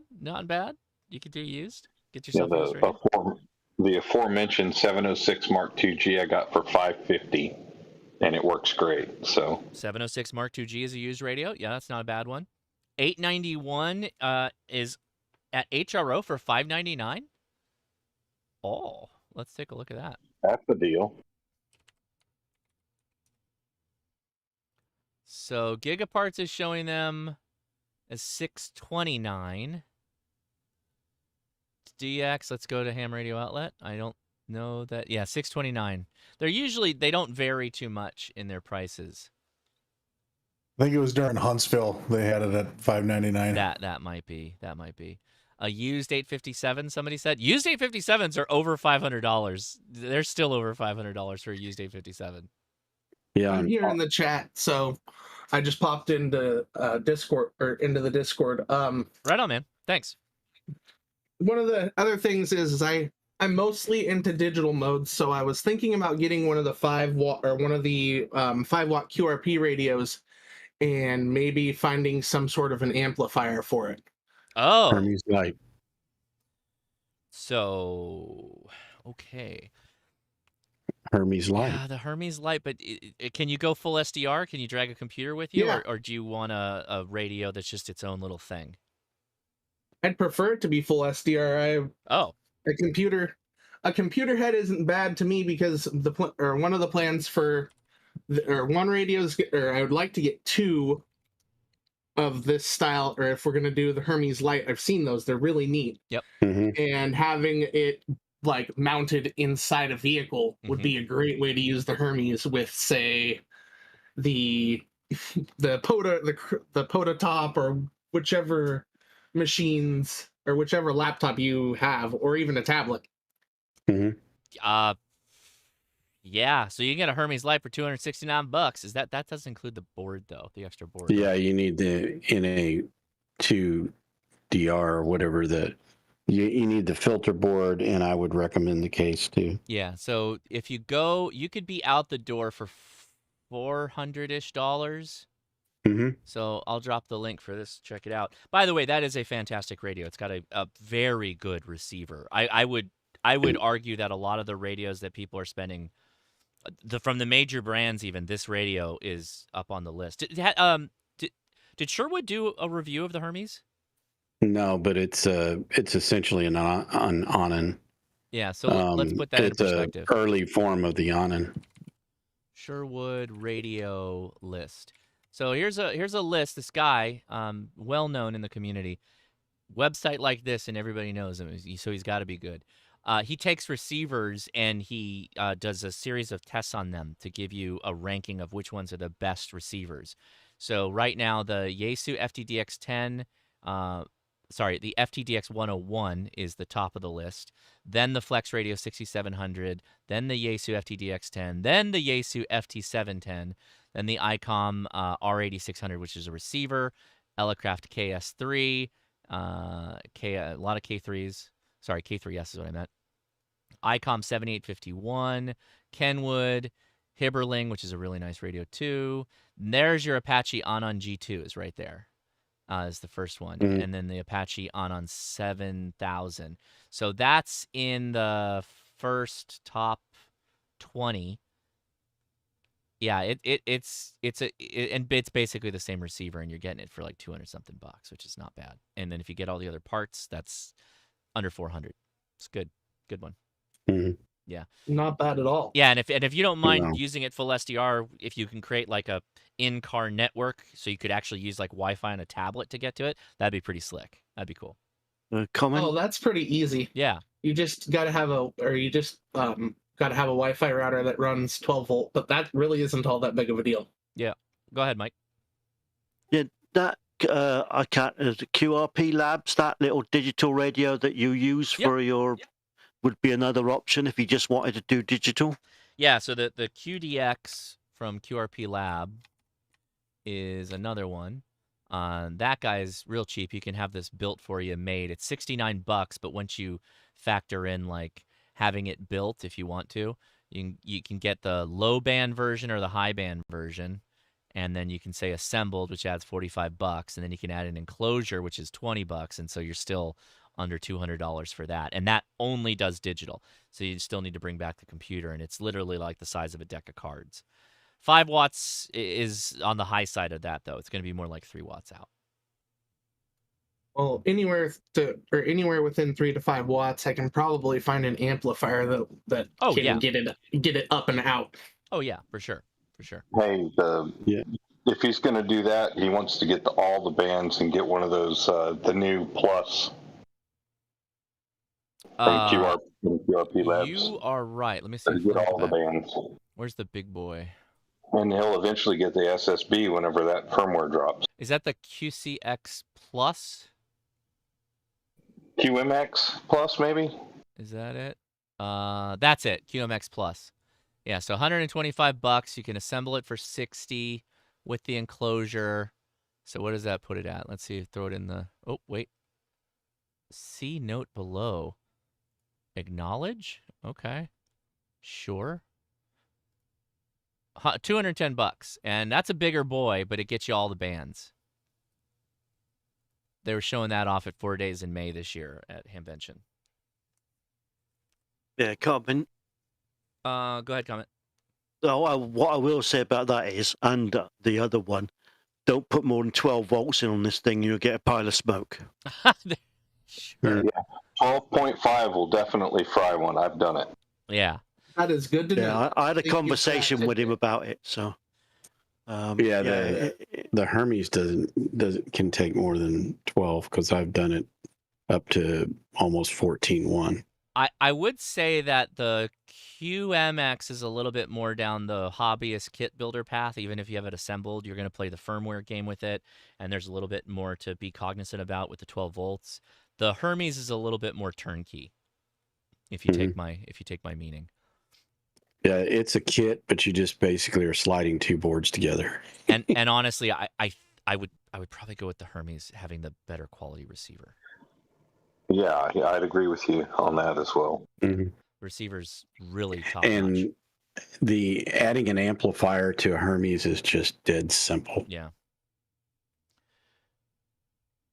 Yeah, the Hermes does all that though. So the Hermes will do single sideband CW digital. It'll do all the things. It's just an SDR radio on QRP, but throwing an amp on it is no sweat. Yeah, I now have a 140 watt amp on my Hermes. There you go. That'll work. All right.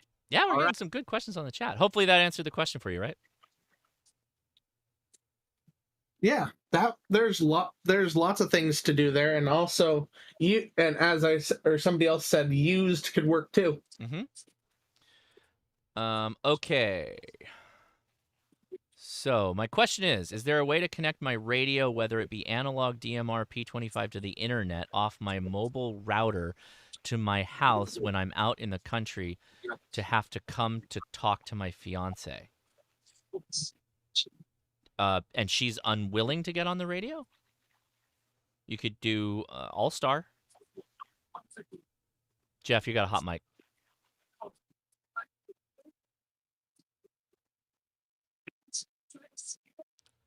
Dylan, okay, Jeff, mute yourself. Thank you. Anybody else want to dive in on that one? You could do All-Star, right? Because then you just have to have like a receiver. But then they'd have to be licensed, right? So that is me. Oh, hey, what's up? We are both licensed. I currently, for radio-wise, have 2 Kenwood NX5000 decks. And so I didn't know if there was a way with using that to connect it, because I have a mobile router set up and then shoot it over the internet and to home. I don't know how that would work while I'm just out and about wise. How far are we talking out and about? Cross country. Oh, okay. That's why I'm talking over the internet for it. Okay, so you do realize, yeah, it's over the internet. Okay. So you have risk associated with that depending on the situation, but you would likely need to use a hotspot of some kind in your vehicle to be able to get out, and then you'd have to have the radio also connected to a hotspot back home. Yep. So like a DMR hotspot? Or All-Star? All-Star. All-Star might be the way to go. So if you set up 2 All-Star nodes and have both radios connected to it, you... So is All-Star part of the DMR that it has? I don't know much about the digital side. I'm still learning that. No, so it'll actually take analog. Yeah. And analog sounds better. Yeah. So it'll take your analog and it'll run it through the All-Star node, and the All-Star node will spit it out on the internet, and then your wife or your radio back home has to be connected to that same node, basically. So you would create an All-Star node probably at your home, I'm guessing, have that connected, and then you'd bridge it via the two nodes together. Okay, awesome.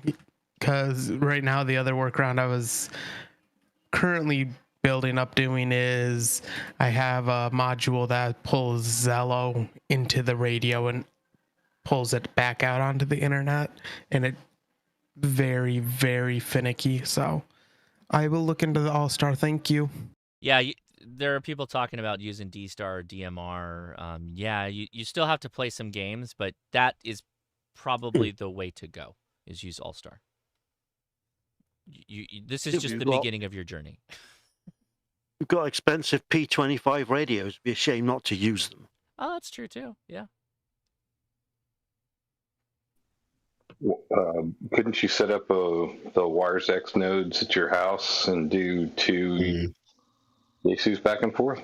Well, that's a lot more extensive. But he has the Kenwoods. He's got a Kenwood. Yeah. Yep, sorry. He's got the Kenwoods that'll do what, analog and P25, right? Analog, DMR, P25, and Next Edge. Oh, okay. So I mean, you could do DMR. Yeah, most and everybody's saying the hotspots will the DVMs will do DMR and P25. So that's where you can go to. And then you'd use your Shari node basically is probably the one you want to look up for All-Star to be able to get them together. Yeah, the thing about I think DMR is that you've got to go through a talk group, right? So you don't really know who else is on that talk group. Yeah, that's a good point. And All-Star, you can know who else is listening, but it's not. And I'm sorry, guys, analog sounds better than any of the digital modes. I don't disagree. Preach it, Don. Preach it. I don't disagree with you. I think P25. No, the guys on the YouTube's chats are the ones that are talking about the digital modes. It's like, yeah, those are fine, but they just sound funny. Yeah. Not if you do VM mode on a Yaesu. Right, but that's radio to radio, isn't it? Yeah. That's like full data too, right? It doesn't split the data channels. Yeah, radio to radio over 1,000 miles, Mike. Well, I've done D-Star on top band. I mean, what else is there to do? Yeah, but he's got to go across countries, so he has to. Yeah, top band. Top band. Come on. In a car? D-Star on top band. In a with car? a car. Yeah. Don's got the aerial. He'll show you one. Yeah, I mean, all right, he might poke your eye out with the thing. We'll but bring back. We'll bring back the Callum vertical, right? Remember his Callum? I will say if I was using one of the digital modes, it would be the P25. I work with emergency management, and it sounds so much better than DMR. So, but analog sounds still sounds better than even that. All right. So, question from Aaron. A lot of text chat questions. Join us on the Discord if you're willing to get on the mic and talk. It's a little bit faster. Question: looking for a Go box to fit my FT710 with AES speaker, Gator case with the wheels on it. A 4U Gator case. Hold on, I'll show you. 4U Gator case. Is that with or without the forklift? No, the 4U one's not bad. The 4U one's got wheels too. Yeah, buddy. There it is. Nano sells a case that'll house that with rollers on it. Well, who has it? Nanook. Yeah, but is it metal? Nah, it's nice though. I'm just thinking for very weight. Spendy. The Gator cases are nice because they're just molded plastic and they're light. Oh no, this is plastic. Oh, it's, it is. Yeah, it's got wheels. It's kind of like a big gun case, but it's made very well. It's very sturdy. So the Gator in Canada. The Gator case is ready to roll though. You can get those all over the place. B&H sells them, and you can buy direct if you want to, or they've got online dealers for linking. So yeah, check that out. Gator Case, 4U specifically. Unless you got a bunch of other junk, I'd try to get it all into 4U. 6U starts getting real big. Ask me how I know.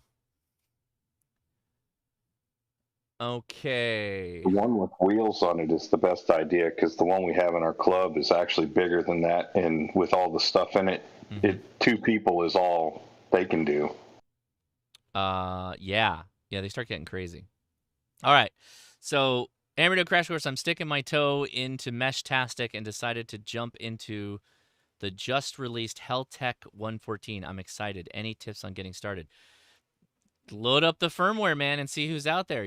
The only thing that sometimes I recommend for people who are starting out like brand new is maybe also go buy like a Helltech V3 and then just use that for proof of concept testing, that they can talk to each other, right? So get used to creating your own channels, getting them set up, firmware upgrades, doing all that stuff. It's incredibly straightforward, though. Meshtastic is very easy to get started with. So that is my recommendation. All right, we're moving pretty good. Oh, let's see.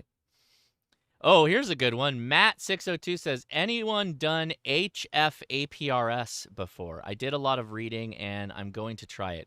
Curious to hear from anyone with practical experience for any tips on success. First, I guess we should ask, has anybody done HF APRS?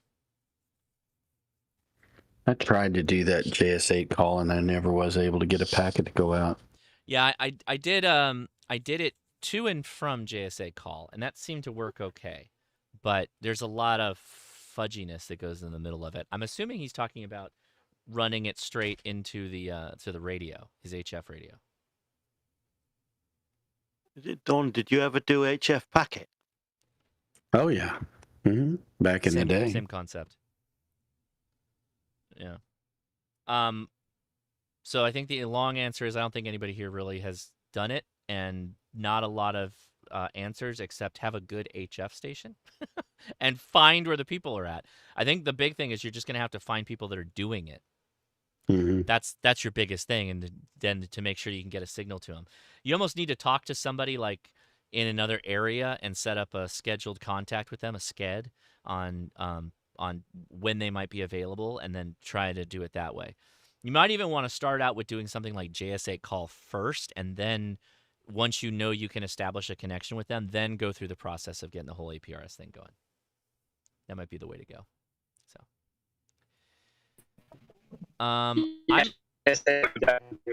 Ooh, Shadow Warrior, you're kind of roboting on us. Your connection sounds like it's dropping out. What were you saying?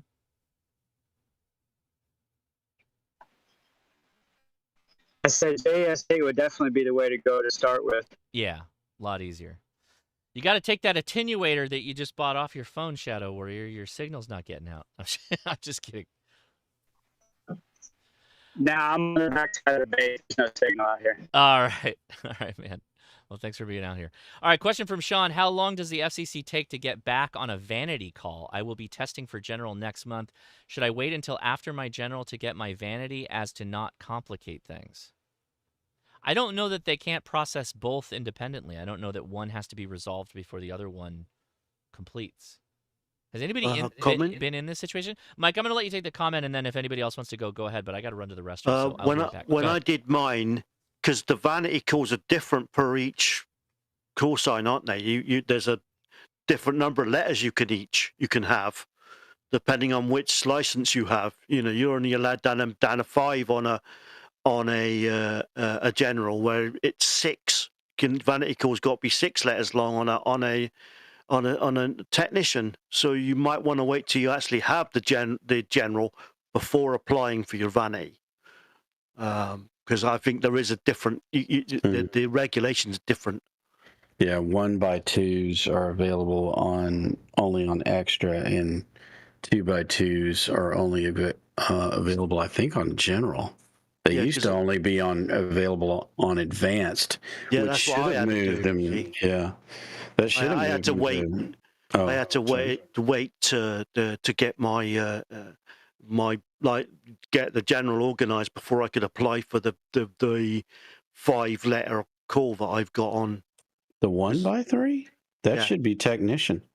But well, I might, I might have it slightly wrong, but being an old guy, but yeah. But I waited just to make sure that all the paperwork was done. But this was before remote testing.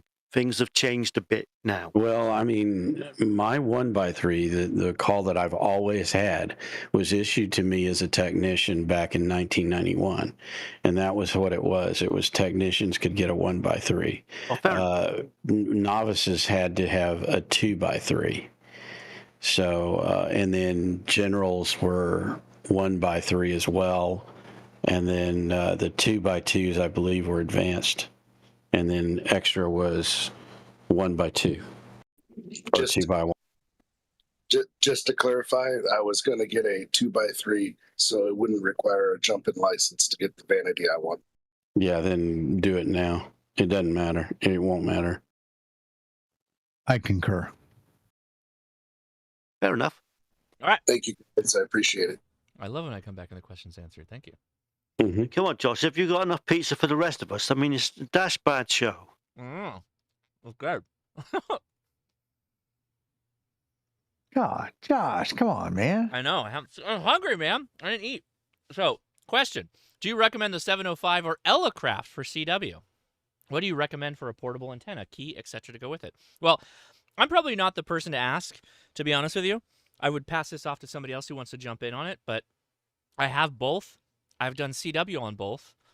I will oftentimes use the KX3 more than my 705 for CW. It's likely also because I'm backpack portable. As far as antennas, resonant.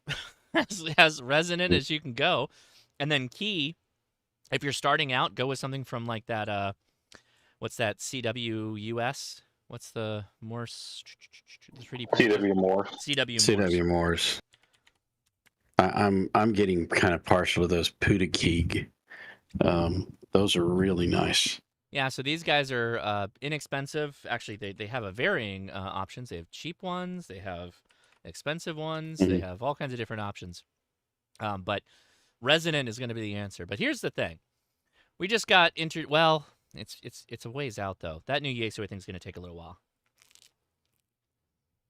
I don't think we're going to see that until spring-ish, probably. Mm-hmm. I think about first quarter 2025. Maybe in time for Hamcation, my guess. I still put my name on the list, though. Who else? Do you want to add anything to that? CW on the 705 or the KX3? I think Thomas Witherspoon would say the KX2, and KX2, yeah. But I'm just saying. And then what's the other question? Was the antenna would probably be the Pactenna. Or you don't like the K6ARK, Josh? Oh, I said resonant though. I don't care what it is, just have a resonant. I thought antenna. he had a 49-to-1 option on there too, 9-to-1 and 49-to-1. Yeah, you can do it. You can build the kit either way. Then the 49-to-1 would be resonant. Mm-hmm. That's right. That's what I have. With the KX2, it would matter because your tuner is so good. Comment? Yeah. Go ahead, comment. I mean, it depends on availability. Most of the KX stuff back ordered at the moment. Oh, that's a good point. I got mine used anyway, so it wasn't. Well, it's always used, but I mean, if you had to go and buy one at the place, I mean, I know we can't get them in Europe, and we certainly can't get that new KF one they do, because they're not even CE approved yet. So KH one. So yeah, so literally 705 is the only option over here at the moment. But if you're in the States, maybe you can. But I looked at the website the other day, and they're all still back ordered for the KX2 and the KF stuff. So yeah, K6ARK, his website's right here. I just dropped the link, and you can do a 20 watt. He's got a QRP version. The stocks vary a lot, but you can build that as an NFED 49-to-1 or an NFED 9-to-1. It's true the KX2 has a good tuner, but even still, I would still probably say go 49-to-1, particularly if you're ever thinking about doing digital modes. I just prefer to do digital modes on the on a resonant 49-to-1. Sorry for making everybody hungry. I had to eat that really fast. I was starving. I had a pretty light lunch. So I normally eat a good lunch before I do a live stream. Okay. I think we got a lot of pizza comments, so that's good. Oh, William Hendrickson with a banger question. This is one we should probably switch to saying hi to some of my YouTube friends that I got in the live stream here. We'll do that right after this question because this one might get some of the brain juices flowing to the people in the chat. If WW3 hits and the FCC kicks us off the airwaves during wartime, are you gonna free band? I don't know, man. I don't know. I guess it depends on how bad it all is, right? I think that like let's look at Ukraine. People in Ukraine. You know what I will do? I'll tell you. I can guarantee this much. I won't be transmitting. I'll probably still be listening. You can guarantee I'll be listening. That's right. I already listen most of the absolutely. time. I already listen most of the time, right? I won't transmit if we're like literally in serious threat and WW3 type stuff. I would be listening for sure. Would I be trying to make contacts and run POTAs? No. But I mean, come on. In World War II, didn't they, or it may have been World War One? I can't remember. Probably two, but they were actually telling hams not to listen, and I would listen. I don't care. Comment. See, I knew it. I knew we'd get comments. I knew Mike would go ahead, do it. Mike, and then we'll go to the next comment. Go ahead, Well, Mike. see, I knew several radio hams that were licensed at the beginning of the war, and what happened was they put out a notice at the time they had to publish it in a paper, and all transmitters and receivers were confiscated. But then what happened to the radio hams was they all ended up with jobs in the GPO and various other agencies as radio personnel. And like I said, I had a couple of mates who worked for the post office, and they ended up doing all sorts of strange, weird things they can't talk about. So, yeah, but I think you're right. I think they would confiscate the transmitters, but these days it's so easy to get hold of a receiver of some sort. Well, not only that, with those small QRP radios, it's really easy to hide them. Yeah. Should note that if you want to in WW3, if you want to play radio for Uncle Sam, right? That's I think the. Go ahead, Mike. You're getting graphic, Josh. The penalties for transmitting when you're not supposed to might be a bit extreme.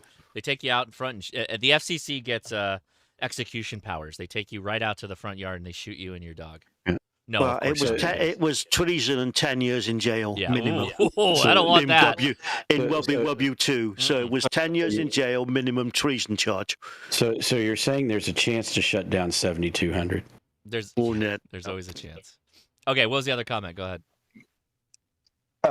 We spoke a few weeks ago. I'm over here in Iowa City, and I just talked to one of the guys in the local club, and he worked at Collins at the time with all that.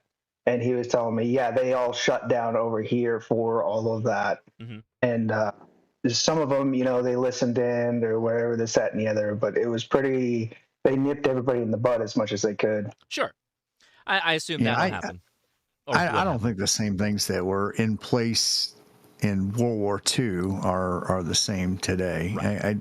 I don't think they'd honestly tell people not to do it. I mean, we've had 20 years with the war, and we continued transmitting.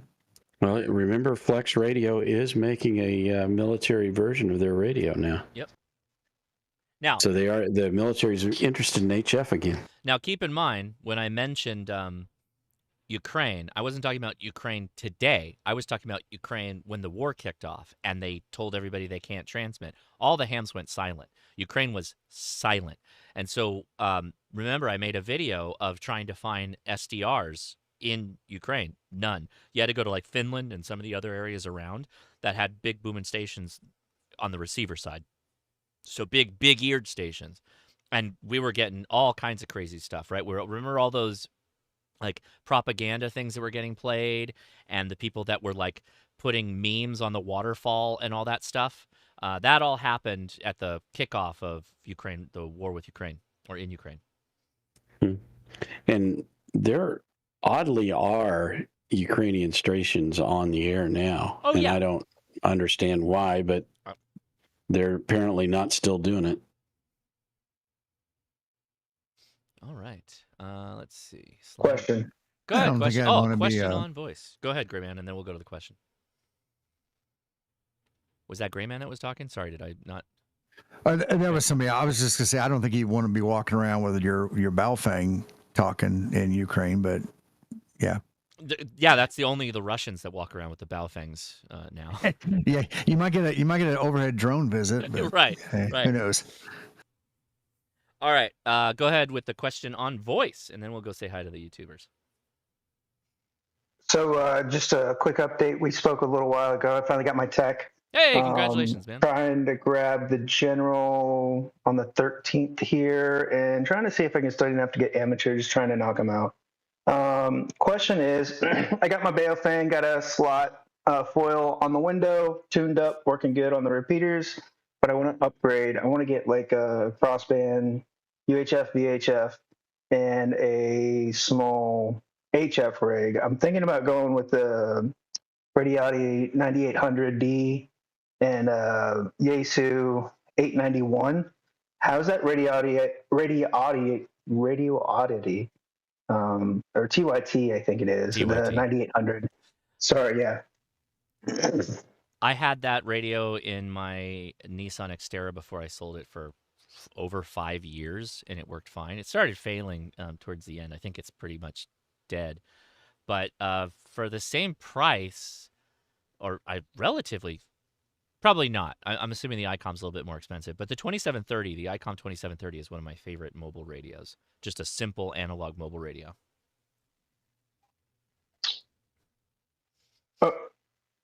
FTM 300 is another crossbander that would work for your situation, and it's a very similar menu system as the 891. Okay, so then I might jump up to the 300 then. Is it going to be cleaner than that 9800, I assume? I haven't tested them both, so I couldn't tell you, but I'm assuming the Yaesu is of high quality and the TYT is Chinese made, which comes with some, thoughts on what people think of them. But it's been around for so long now that I don't necessarily want to assume it's going to be dirty. Yeah, and it's just pretty much a Yaesu, what is it, 8900 knockoff, I guess? Yeah. Pretty much, yeah. The knockoff part is the part that's worrisome and scary. I've drawn the FTM 100 and 400, and I wish I had the 400 back. Yeah, the FTM 400 is a good radio. Really good radio. Yeah. All right. Let's go down the list of some of our YouTube friends here. Now, I don't have any help today, so I'm running solo. So going down the list, I think the first is Bill. Yeah, Bill, are you there? Can you guys hear me there he now? is. There he is. Yes. How you doing, Bill? Hey guys, thanks for shout out, Josh. Shout out, I can't talk. How's it going? I'm doing well. This has been a lively after chat. How you been, man? Since the couple of days I haven't seen you. It has been a lively after chat, and I've been good. I saw you just recently at Huntsville Hamfest, and that was I didn't. There was a shortage of media passes, so that was my excuse for. I didn't even pull my camera out. I did not even get my camera out. It stayed in the truck. But that was the shakedown voyage for the Green Ham Machine. Oh, yeah? And, yeah, so it had never moved since I started putting stuff in it. And radios, antennas, CAT cable, 12-volt wire, et cetera, et cetera. So dust came out of everywhere. Everything on a flat surface, which is common sense, flew everywhere. But I was able to get 3 activations in the park there with the radios in the Green Ham Machine. And I hadn't activated in Tennessee, so I went to Panther Creek State Park. It's a beautiful park, by the way, guys. Go there. the campsite RV sites are absolutely wonderful and activated there. And so we got to see if this proof of concept. We got to see that it worked. That trailer was just a bit much for my teensy F-150 6-cylinder turbo.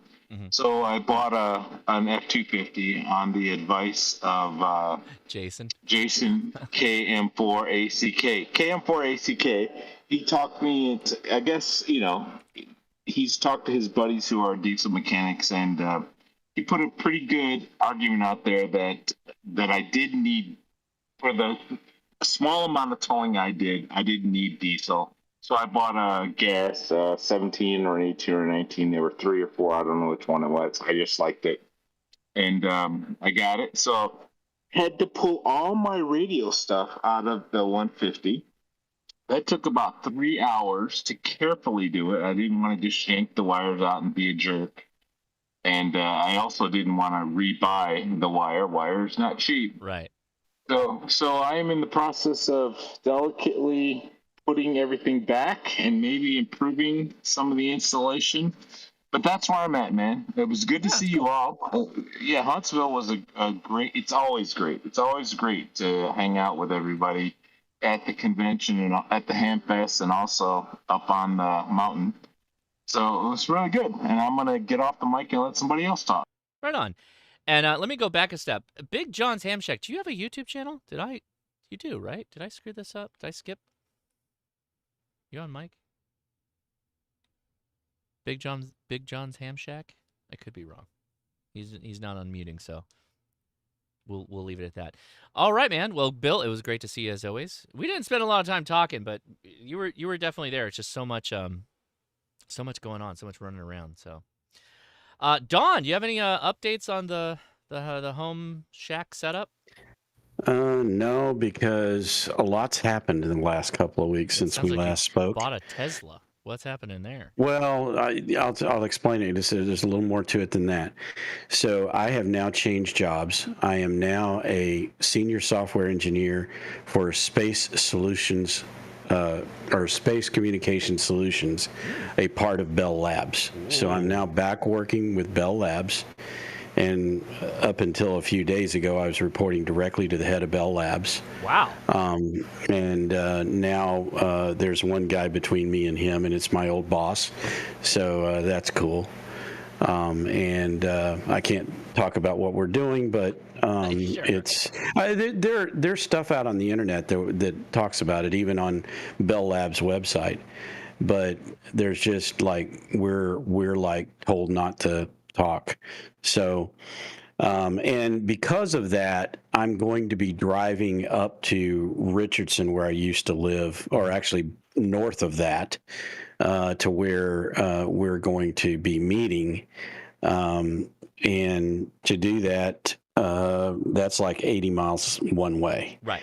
And so I decided, and part of it is Wes. I mean, Wes was on here one night just like, preaching the EV thing, and I've looked at EVs, I looked at plug-in hybrids and some stuff like that, and it just seemed like an EV would be a better way to do it. And I looked at the Fords and Kia and several other ones. I did not look at Lucid and that other manufacturer, but the Teslas were readily available. Yeah. So you can literally go and pick out a new one that's sitting on the lot. And that's what I did. And then come to find out that my electric company will let me charge the EV for free. So it's essentially free, like having free gas to drive up there and back when I need to. So I'm like, yeah. And I'm loving the car. It's just I've never experienced driving like that, where you literally never put your foot on the brake. But anyway, to get to the ham radio portion of this, that has slowed me down. And I have talked to a couple of guys about getting the shed put in. Are my gates big enough? There's several things that go into that. And when I was putting the charger or the charge in, or the space in to put the charger, I went ahead and paid more money so I can wire my shack up when I get my shack in. And I'm targeting that for the end of September. And when that happens, I will definitely film it and show you what it's like to do that. And of course, that's when the real build out's going to start. And I'll have a lot more videos and et cetera, covering that at that time. Because right now with all of this new stuff starting up, I have not had time to do a lot of ham radio. So that's my story. Message. There you go. Right on. Cool. Question. Go ahead, question. Is your Tesla wall going to power your shack? I don't have a Tesla wall. I have a Tesla car, automobile, Model 3Y or Model Y, sorry. Where I'm living, I'm using I'm not using enough electricity for me to really worry about it.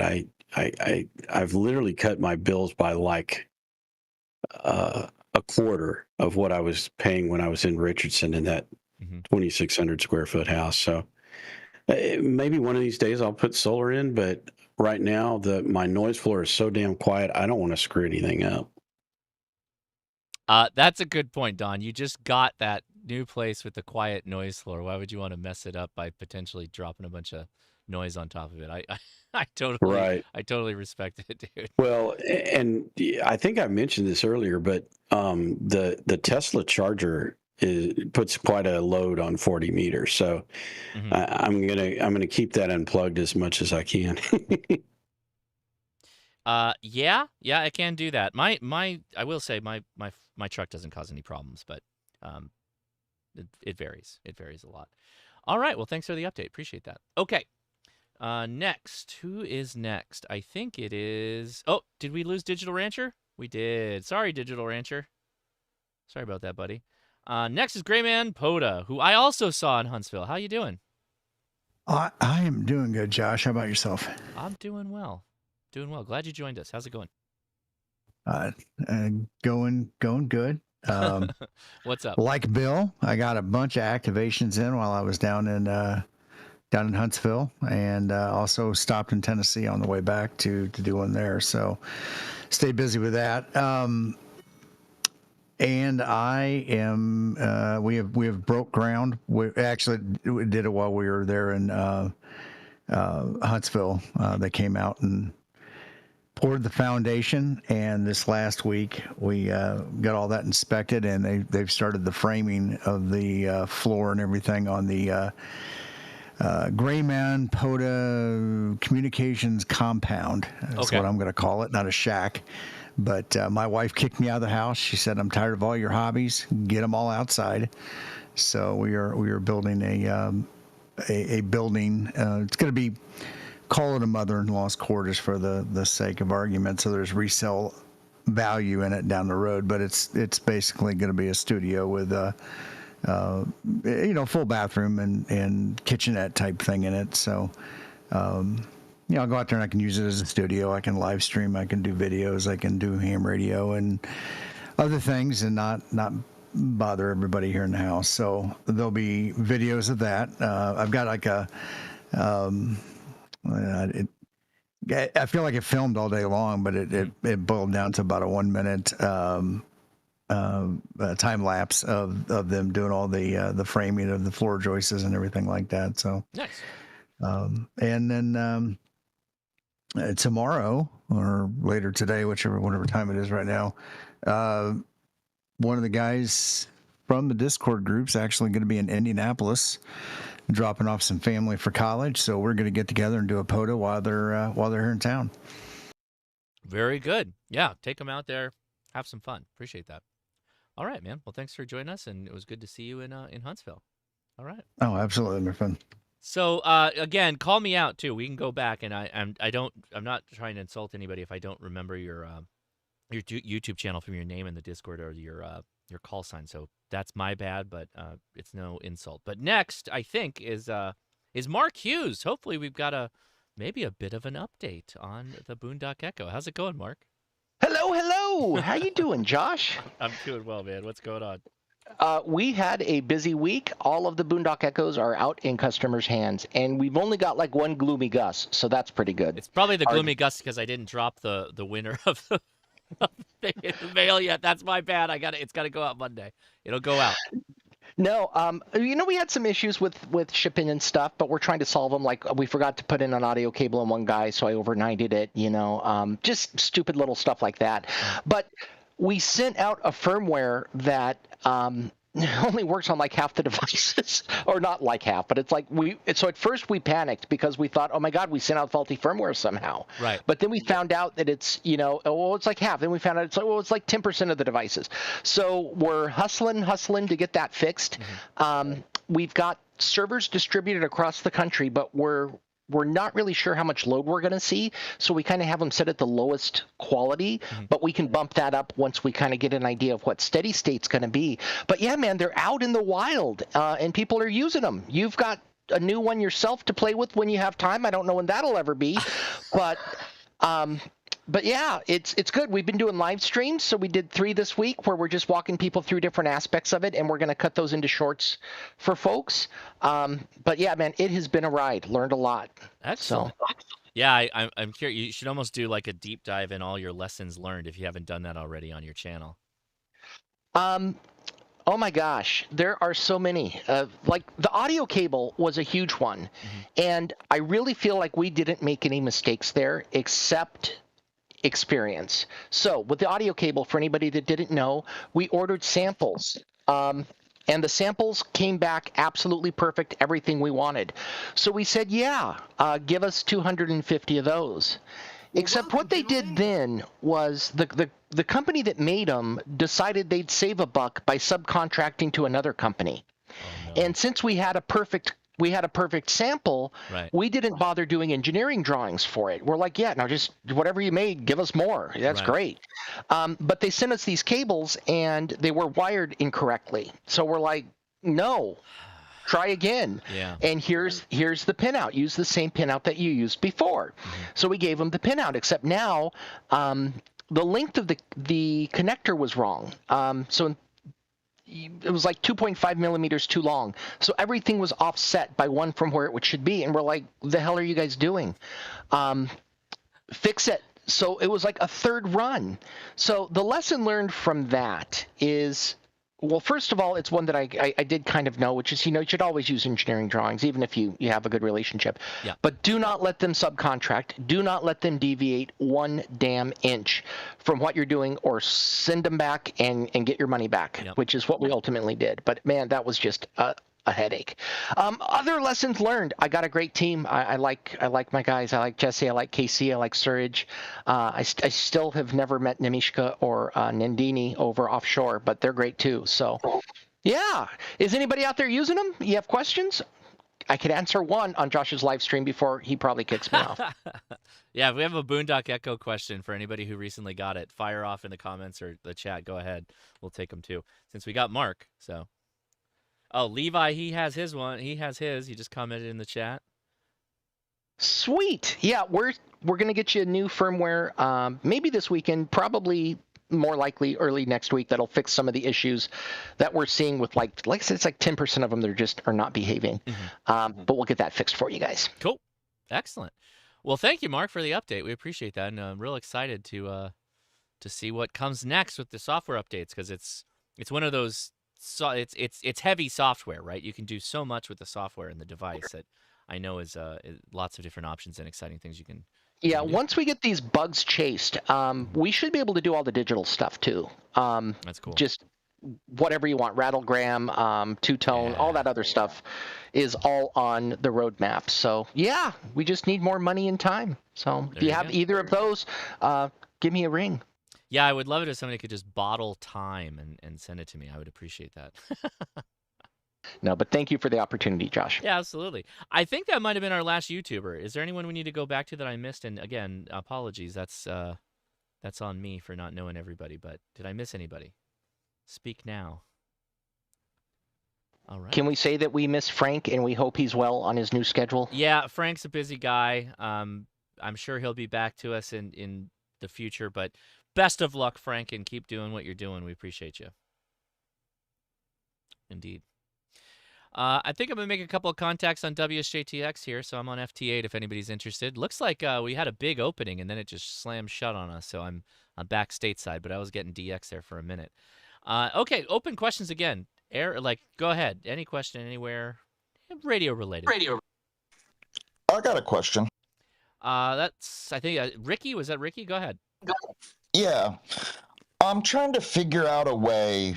I need to be able to do an Invis antenna setup, but I need to be able to do it on like essentially a concrete pad, and it needs to be sort of like quick setup within like 15 minutes. Okay. And I'm really struggling coming up with a way to do that. Well, so do you have anything right now that you're testing with, or this is just all pen and paper stuff? I've done some testing. Like I tried with a Chameleon, the MPass Lite version with the I forget what they call it, but the part that clips to the top of it so you can kind of make it into an inverted L, and then hooking the little hybrid up to the little carbon fiber tripod they have, but it's just not very sturdy. Okay. And so I'm assuming you're doing 40 meters or 80 meters. Which one is it? 40, maybe? I don't know. So it's going to be hopping around, so pretty broadband as far for the Invis. Invis doesn't. So 40 to 80. You won't Envis, though, in anything higher than 40 or 80, though, right? Correct. Okay. But it is going to be hopping around between those two. Is this like an ALE thing? It is actually. Okay. All right. Well, then the answers are getting very specific. You probably need a folded dipole. You probably need a folded 80-meter dipole that can do 40 to 80. What are you thinking about, like, for actually setting that up on the concrete, though, to actually have it, in the air and not falling over easily? Well, there's not much in the air with NVIS, right? You're not going to have it very high at all. It probably just above your head is going to be the length that you want it up off the ground. Then you just use some tripods or something. Just some tripods, throw some sandbags on the legs, and pull them tight. Comment. Go ahead, comment. I got comment too. Shadow Warrior first. Go ahead. If you're doing NVIS on concrete, you're going to want to do a dipole setup. We usually use fiberglass fence posts and do them however many you need to make the wire vertical. And we usually do it between 5 and 6. There you go. Yeah, that makes sense. Now, I will note that even if you do an inverted V, and who said it? So a couple of people said terminated inverted V. That'll work. But even if you do have like 20 feet of vertical height in the middle of that inverted V, it's still sending a lot of RF vertically. You're still getting a near incident vertical skywave, unless you absolutely have to keep that footprint in tight. That's why the wire needs to be closer to the ground. If you don't mind radiating out further. Comment on that. Go ahead. You go back to Shadow. Go ahead. If you do, it's hard to do an inverted V on concrete because you have to have really heavy weighted posts to be able to pull it tight. Sure. Yep, and so it needs to be really quick setup. So talking like 15 minutes to have it up maximum. And I did think about, maybe doing inverted V and getting like a roller tube, if you know what that is, and using that for the post.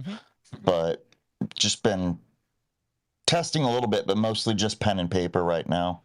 Roller tube might not be just strong enough. What did you say about the roller tube? PVC as well.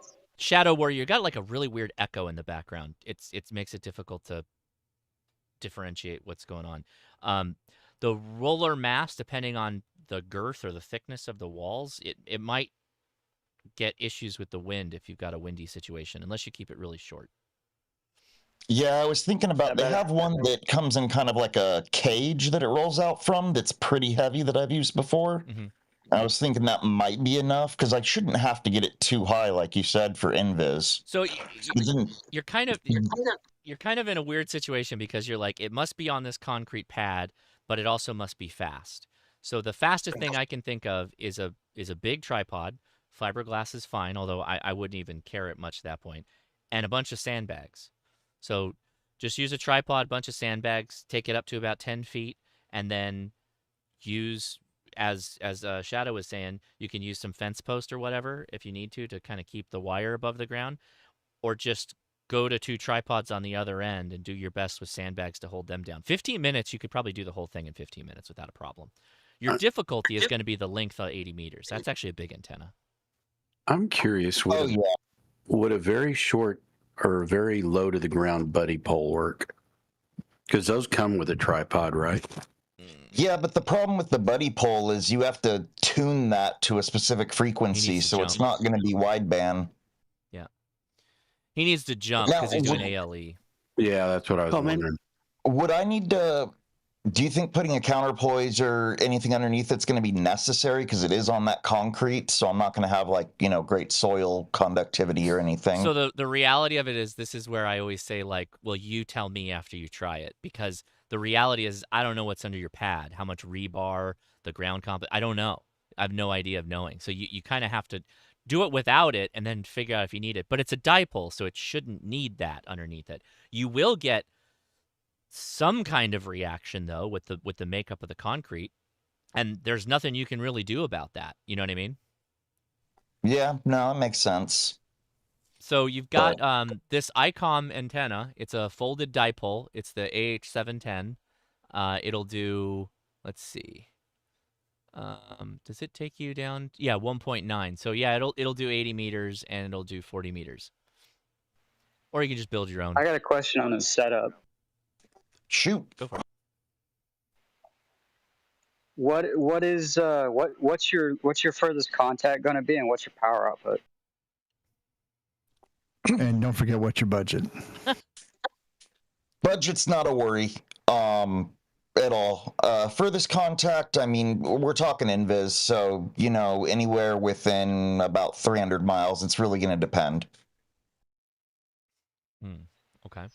What power output? Power output as low as I can get away with, honestly. Like, the lower the better. All right, because ALE is always going to be power hungry. You're going to need to put a lot of power out. Yep. And it's going to be very specific on band conditions, because for some reason, ALE runs so compromised that band conditions will almost close you out if they're not good. That is true. Yeah, that's something I was worried about. I was doing ALE with verticals, dipoles, you name it, at different ranges, and I had a hard time getting anyone, whether NVIS or whomever, could hear me. And yeah, really? Yeah, it can be difficult. ALE can be difficult. I've never had issues with it before. I mean, I've never really gone and done this low power out on it before, but I've never had issues with it in the past. What were you running?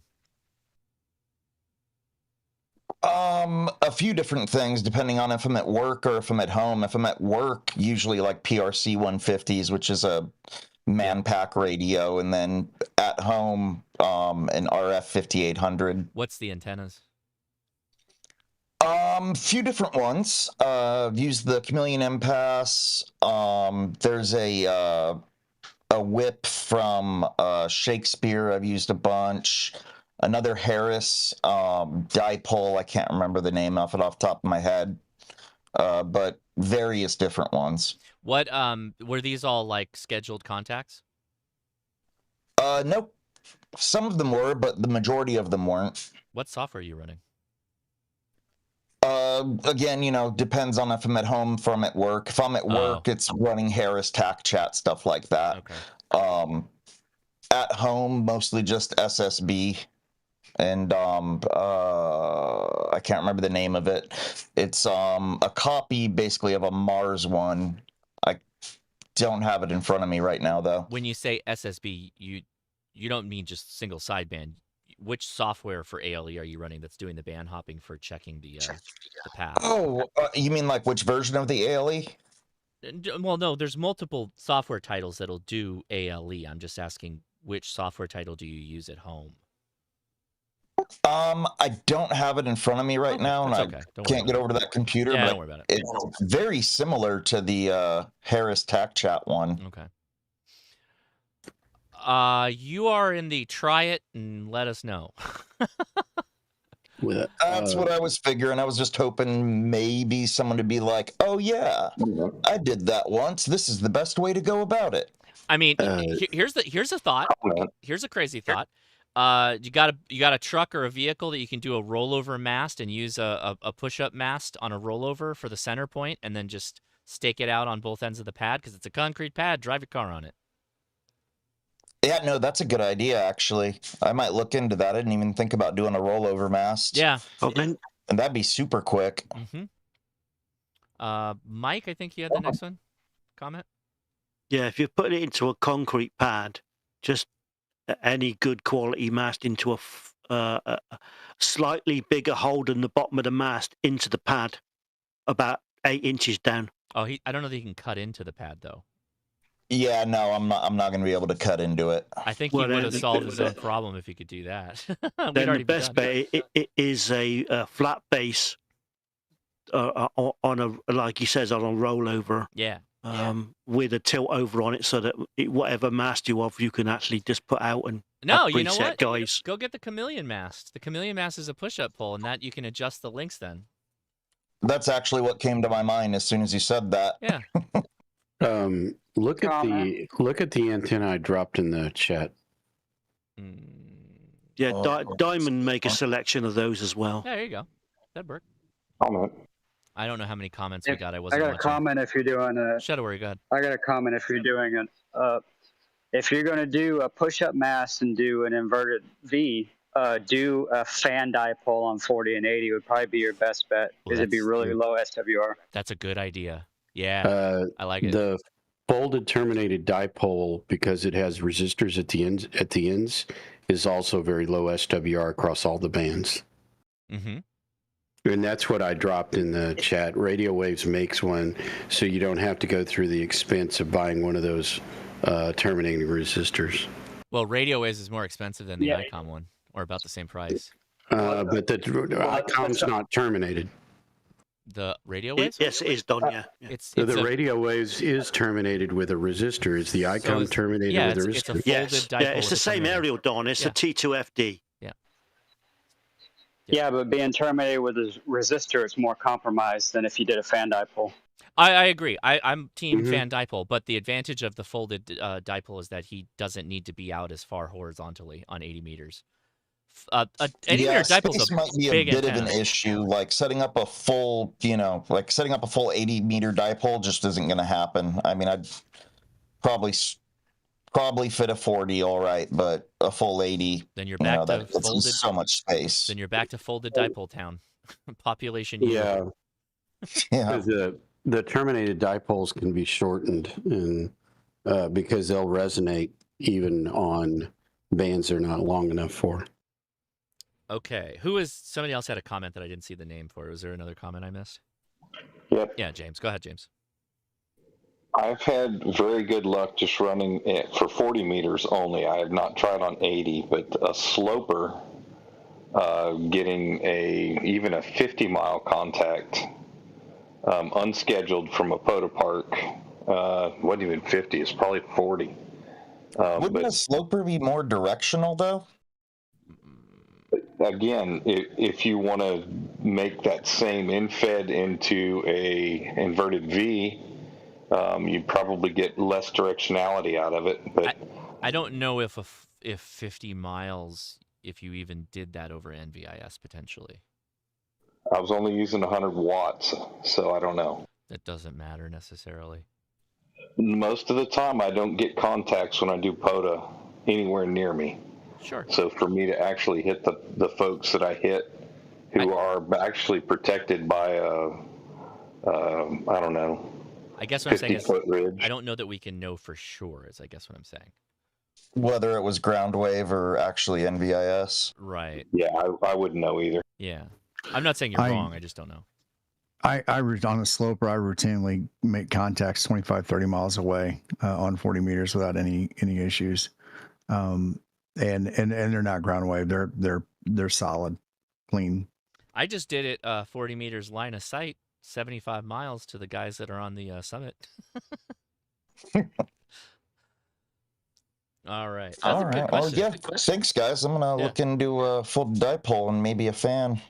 Appreciate it. I think honestly, so the good news is if you wanted to proof of concept this, fan dipoles are really cheap and easy to make yourself. So that's the good news. I'd say go fan dipole if you can swing it, if you have the space, but it doesn't sound like you have the space.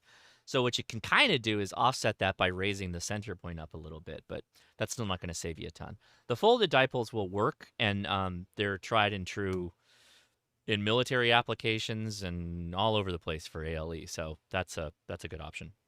Comment? Yeah, Mike. There's a really interesting video by a U.S. Marine colonel on YouTube. If you search it out, I don't know I lost all my saves recently, so. But there's a really interesting video on how to do this and what sort of works, and the reason you can't really use ham radio for it. So, yeah. But as I say, if you look at if you can find it, there's a really good video on this. I'm sorry, I missed that. It's a good video that explains why you can't do what on ham radio? No. What it was, it's how NVIS works and why you can't use ham radio aerials for it, because their frequencies are not harmonically related. So you have to use broadband antennas like the T2FD, for instance. Oh, I see. With some of the bands, yeah. Yeah, so that's why they don't use resonant antennas, because you can't have a resonant antenna if you're only going to hop 1 meg or 1.5 megs or 9.5 megs. I see. You can't have resonant antennas don't work that way. So, but basically, yeah, there was a really good video on how short range HF is done in the conditions and with the equipment that they have. Mm-hmm. So it can give you a more decent clue on how to actually do it using our equipment. I mean, I've done ion 2G on fan dipoles plenty of times. Yeah, well, sure, because they're cut for resonance of the band.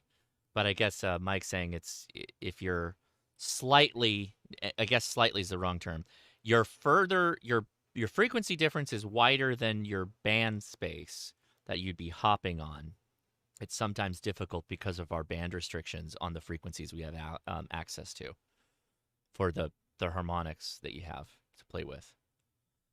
I really love the fact, I find it hilarious, that we've now reached a point in our world's technology and our military's technology that they're going back to HF because they realize all of that is a risk. It cracks me up. Oh yeah, it's actually like if you're working anywhere in DoD and comms right now and you like HF, it's a great time. Oh yeah, you're kind of like a wizard. You start talking about HF and everybody's ears perk up. They're like, "Oh, look at this guy. What's your secret?" I have a lot of wire in the air. Military just cut back on all of that when we were, the last 20 years in the Middle East fighting guys in caves. Yeah.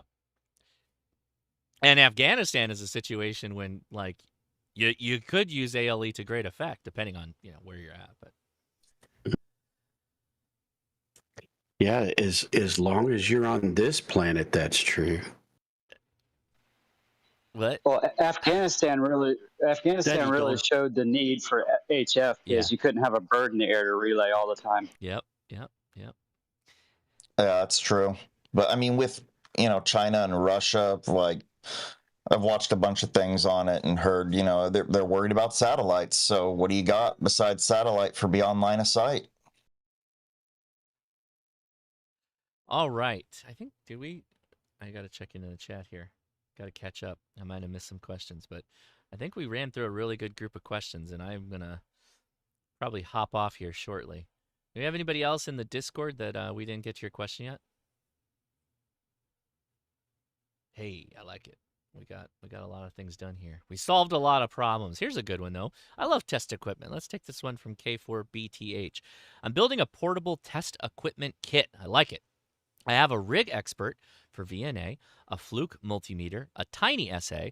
I'm planning to purchase a pocket meter for oscilloscope and power crimp. Let's see, that was on Discord, so I think I might read the rest of it over there. How far back was it? Shoot. We got all sidetracked with that other one, and I think I missed most of that comment. Oh, there it is. Okay. Power pole crimpers, telco tools, attenuator, dummy load, and a few other items. Any additional suggestions for the kit? Yes. A 12-volt soldering iron, like the ones that take USB-C and 12-volt. Definitely have something like that. Most of the hand tools that you would need, you already mentioned crimpers, but simple, screwdriver that has multi-bits, pair of diagonal cut, not diagonal cutters, you want the flush cutters, needle nose pliers, probably a multi-tool. I'd throw a multi-tool in there. There have been multiple times where I've needed like a rat tail file, like a small little rat tail file is sometimes really helpful. And what else do I like? Oh, BNC adapters, of course. I mean, a lot of things. The tomato wire line, that's come in invaluable uses for putting things up or holding things up that you want to remain up. Dog bone insulator, possibly, but you can make insulators out of almost anything in the field. A magnet, if not one or more magnets. A BNC to red-black, the Cobra head, as Tech Prepper calls it. I just like using that term. So Cobra head BNC breakout. What else? Can anybody think of anything else to add?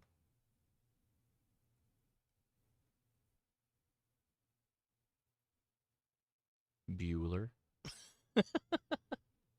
You went through your list so quick.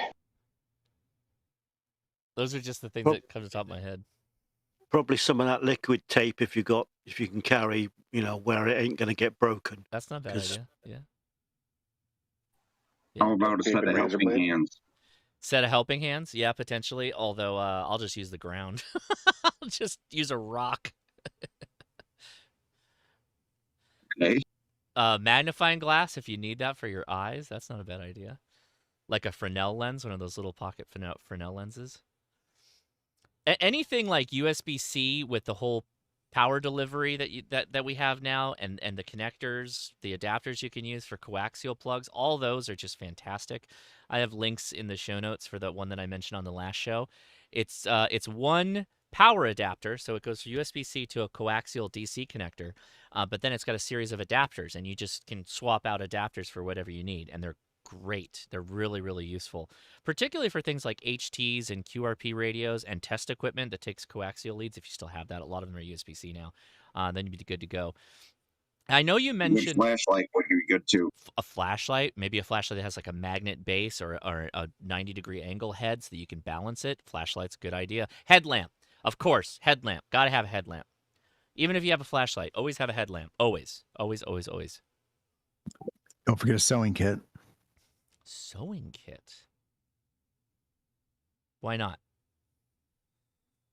You need to put a list on the website there, Gosh. You know how many videos I have on my different little kits I've put together? I know I should combine them all. If you go to my Amazon store, which I think is linked in the description, the Amazon store is broken up into different lists, and they all cover different areas. Oh, so now you're getting into my a little bit more in my world. A set of lock picks with a lot of rakes. Yeah. A selection of hammers, Josh. A selection of you hammers. You never know when you need a good hammer. Yeah, you need like a golf bag of different types of hammers, right? Paper clips are always useful. Paper clips. Sure. A bit of safety wire, though, might be good. I don't know. Now I'm just getting into some of those little airline bottles of bourbon. Some airline bottles of bourbon. Yeah. I'm down with that. The last field day I went out with, I had to adjust several aerials with large sledgehammer. So, just saying. That's good. That'll work.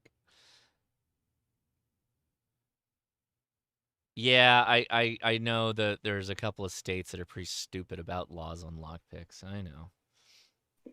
I dropped a screwdriver from Amazon in the chat, and it's my new favorite. It's basically a cross between a micro screwdriver but it's made by Klein, so it goes all the way up to a number 2 Phillips and several other. Oh, interesting. Okay. It's like 27 bits in one package. It's made by Klein, though? Yes, very good tool. Yeah, I like Klein Tools. Klein Tools is good stuff.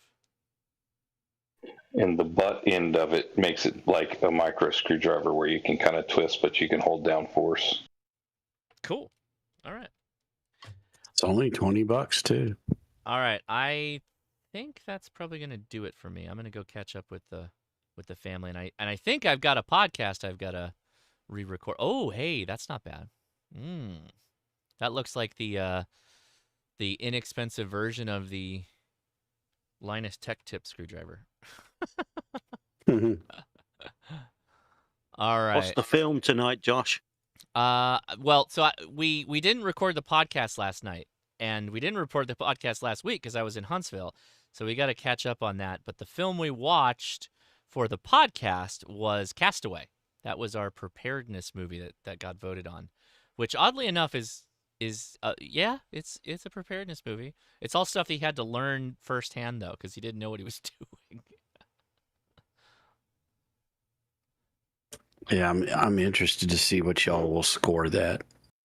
By the way, one of the nice things about this long drive I'm having to make is I get to listen to the podcast. It's great. Yeah, thanks for listening. I appreciate you trying it out.